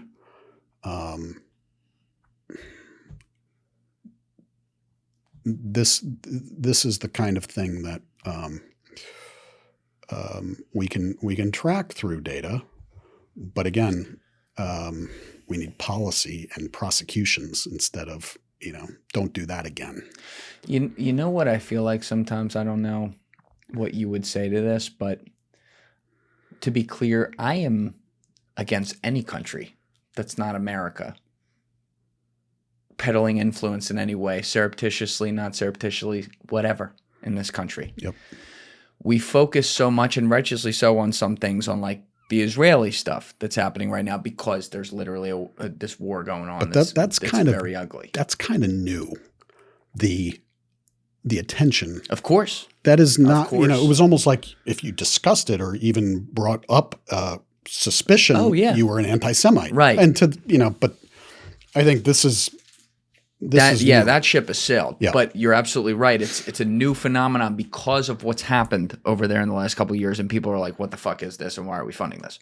That said, sometimes I wonder, like just like stepping out at 30,000 feet, I'm like, okay, a lot of these things I'm seeing are true, and like, yeah, this influence, that's crazy, and we should stop this and stop that 100%. But like the whole internet, which has a lot of accounts that operate behind keyboards and you don't know where they come from, is specifically pushing just this one, which it's like they landed on a thing that's actually a problem and said, everybody look at that. And then I feel like that is also cover for other places that are doing in different ways, different methods, the same thing. Mm-hmm. And so, by the way, like when I see that this was happening through TikTok for a long time, not to take the side of like Larry Ellison buying it now, to be clear, I think the answer's in the middle. But like, I'm like, ooh, why were they making sure that was pushed while they're, in this case, China, while they're doing shit like this? And no disrespect to Israel, they certainly have a lot of power, but like China's got a fucking $20 trillion GDP. Yep. You know? Yep. Billion people. If we were as adamantly invested in confronting the China problem as we are invested in Israel's security, that would be a thing. Yeah. And this is politics, and the grown-ups are at the table, and this is how it's being done. It's the reality, even though I would like it to be different. It's what it is. Yeah. So, what's it going to take for our focus to call shit out like everything fentanyl? Yeah. And you brought the point up earlier. Like, we are not innocent. That's right. We want to know why we have an Iranian problem. That goes back to 1953. That's right. We put the Shah in power. Kermit Roosevelt, right? We decided that this, the elected president, prime minister, was not sufficiently cooperative. And so he wasn't. All right? He wasn't. Did you know that the Shah's secret police was a joint effort between Mossad and CIA? I actually didn't know the Mossad connection there, but I was well aware CIA was involved. Yep. Interesting. Yep. So standing up and building that police force. Anyway, but this is, like, how did we get here with Iran or Ukraine or, map it back. Okay. We don't have the benefit of future, of being able to see in the future, but there are third order of effects when we try to do something that, country that we share a lot of the same values and they're educated and, like how many Iranian doctors who are here when their parents had to flee in 79, you have a lot in common with. Sure. This is not a country that at a population level we should be at war with. The Ayatollah, different story. Absolutely. Theocracies, different story. But if some foreign country decided, let's just say for a moment that Hillary Clinton was elected president, and some foreign country said that's unacceptable, we need to overthrow that. Even though I'm not a supporter of Hillary Clinton, I'd be incensed by another country coming in saying we're going to reorganize your politics. That's right. Death to America. Yeah, I'd be pissed too if America messed with my country. Even, the Ayatollah, at least he's ours. Yeah. I understand what you're saying. As opposed to the Shah, you mean? The Shah. Right. Yeah. I mean, the Ayatollah was obviously like, he's our choice as an Iranian. Speaking from the perspective of an Iranian. Yeah. He may not be great, but I got you. We had the agency to be able to insert him as opposed to the Shah, which is right. It was our revolution. We did it. Got it. So I think that this is. That's where it gets weird. It's like, we're not great at nation building over here. You know what I mean? No. And like, to your point, you got to see it from the perspective of people who want to handle their own business on some things. Does that mean you isolate yourself from the world and don't ever get involved in anything? No. I would say, this is just my argument here, it's amazing to me, even though like we fucked up things with Russia in the decades since and some of the rebuilding and stuff like that, that's a separate conversation. The way the Soviet Union fell was not, this like invasion of the Soviet Union or throwing a nuke at them or some shit like that. It was getting as much ideological resources into 15% of the population. That's all it took. Yeah. It was 15% of the Soviet population was enough to then rise up and overthrow it from within. Like if you're going to do it and get involved, there's your model. Yep. Like tear down that wall. You know what I mean? Like why don't we do more of that? Like ideological subversion in Iran, man, you got a lot of material to work with there. I would think you've had fucking 45 years to do it. Right. Yep. Radio Free Moscow. That actually worked. Mm-hmm. And I also, instead of, rhetoric and strong language and summits, like we built SDI. SDI? Strategic Defense Initiative, Star Wars. Oh. We overpowered them with innovation. So when Reagan and Gorbachev met in Reykjavik, and Gorbachev's demand or terms for nuclear disarmament included the Americans, Reagan, divesting from SDI, and Reagan said, not happening. It was kind of like, okay, we're never going to be able to compete with them militarily, which sort of speaks to the strength through power narrative. But it was innovation that, was legit and real and kind of a, hey, build nukes all you want. We have SDI, which negates your arsenal. Right. And that was like, all right, how do we compete with this? That was the beginning of sort of the ratchet down for the Soviet Union. And we didn't negotiate. Like Reagan had a fine line, like that is non-negotiable. Yeah. And we are willing to walk. No, he was listen on that issue. Definitely a successful presidency in that respect. He was very, very good on that issue. So I worked with Admiral John Poindexter for a little bit back in 96, 97. And we're sitting in his study. You worked with him in 96 or 97? It was 96. What were you doing? This was a DARPA program.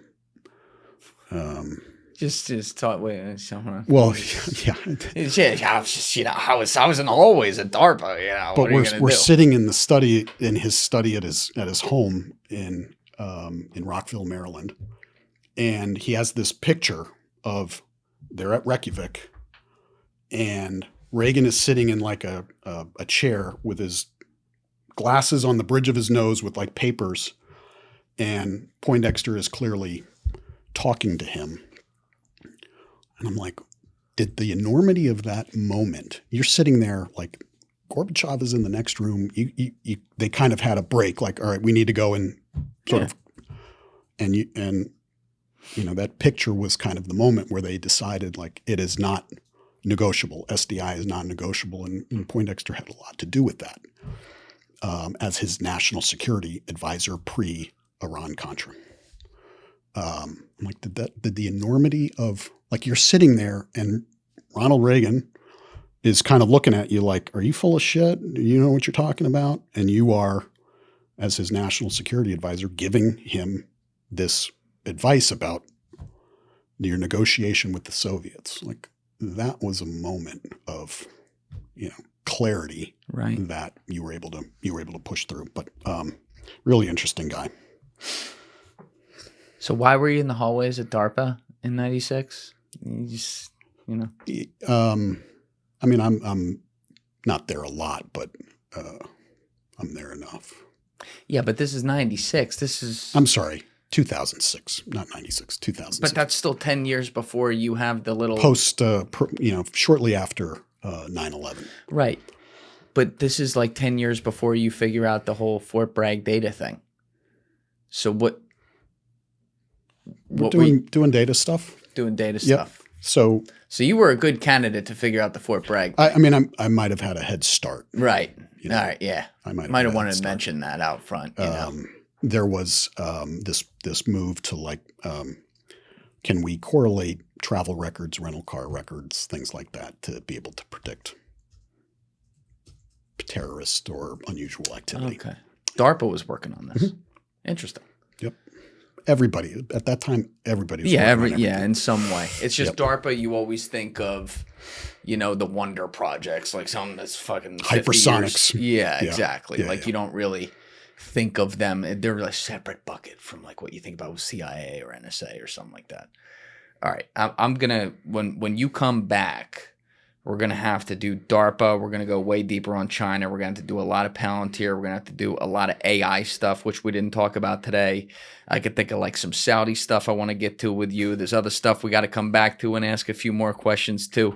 But in the meantime, real quick, what is your, this last decade now, like today, I imagine through your private company, you're still doing some of this work and advising on it. Obviously, you've kind of mentioned that. But like, what does your family think about like what you got going on? Like, you're the big swinging dick in DC with data? Not at all. Not in your house? No. That's a shame. Not at all. No. I mean, it's decent. Like everybody's got a hustle. Everybody's important and doing stuff. So, okay. I'll take your word for it. All right. Well, Mike, this has been quite eye-opening today. We're surprised we didn't get into Epstein. That's what I'm saying. There's like a million things to get to. I'm going to get there. So here's what we're going to do. I'm going to be putting this out I think we're going to put this out in like a week or two. We're going to put this one out quick.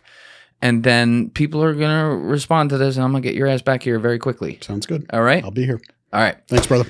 Thank you. Everybody else, you know what it is. Give it a thought. Get back to me. Peace. Thank you guys for watching the episode. If you haven't already, please hit that subscribe button and smash that like button on the video. They're both a huge, huge help. And if you would like to follow me on Instagram and X, those links are in my description below.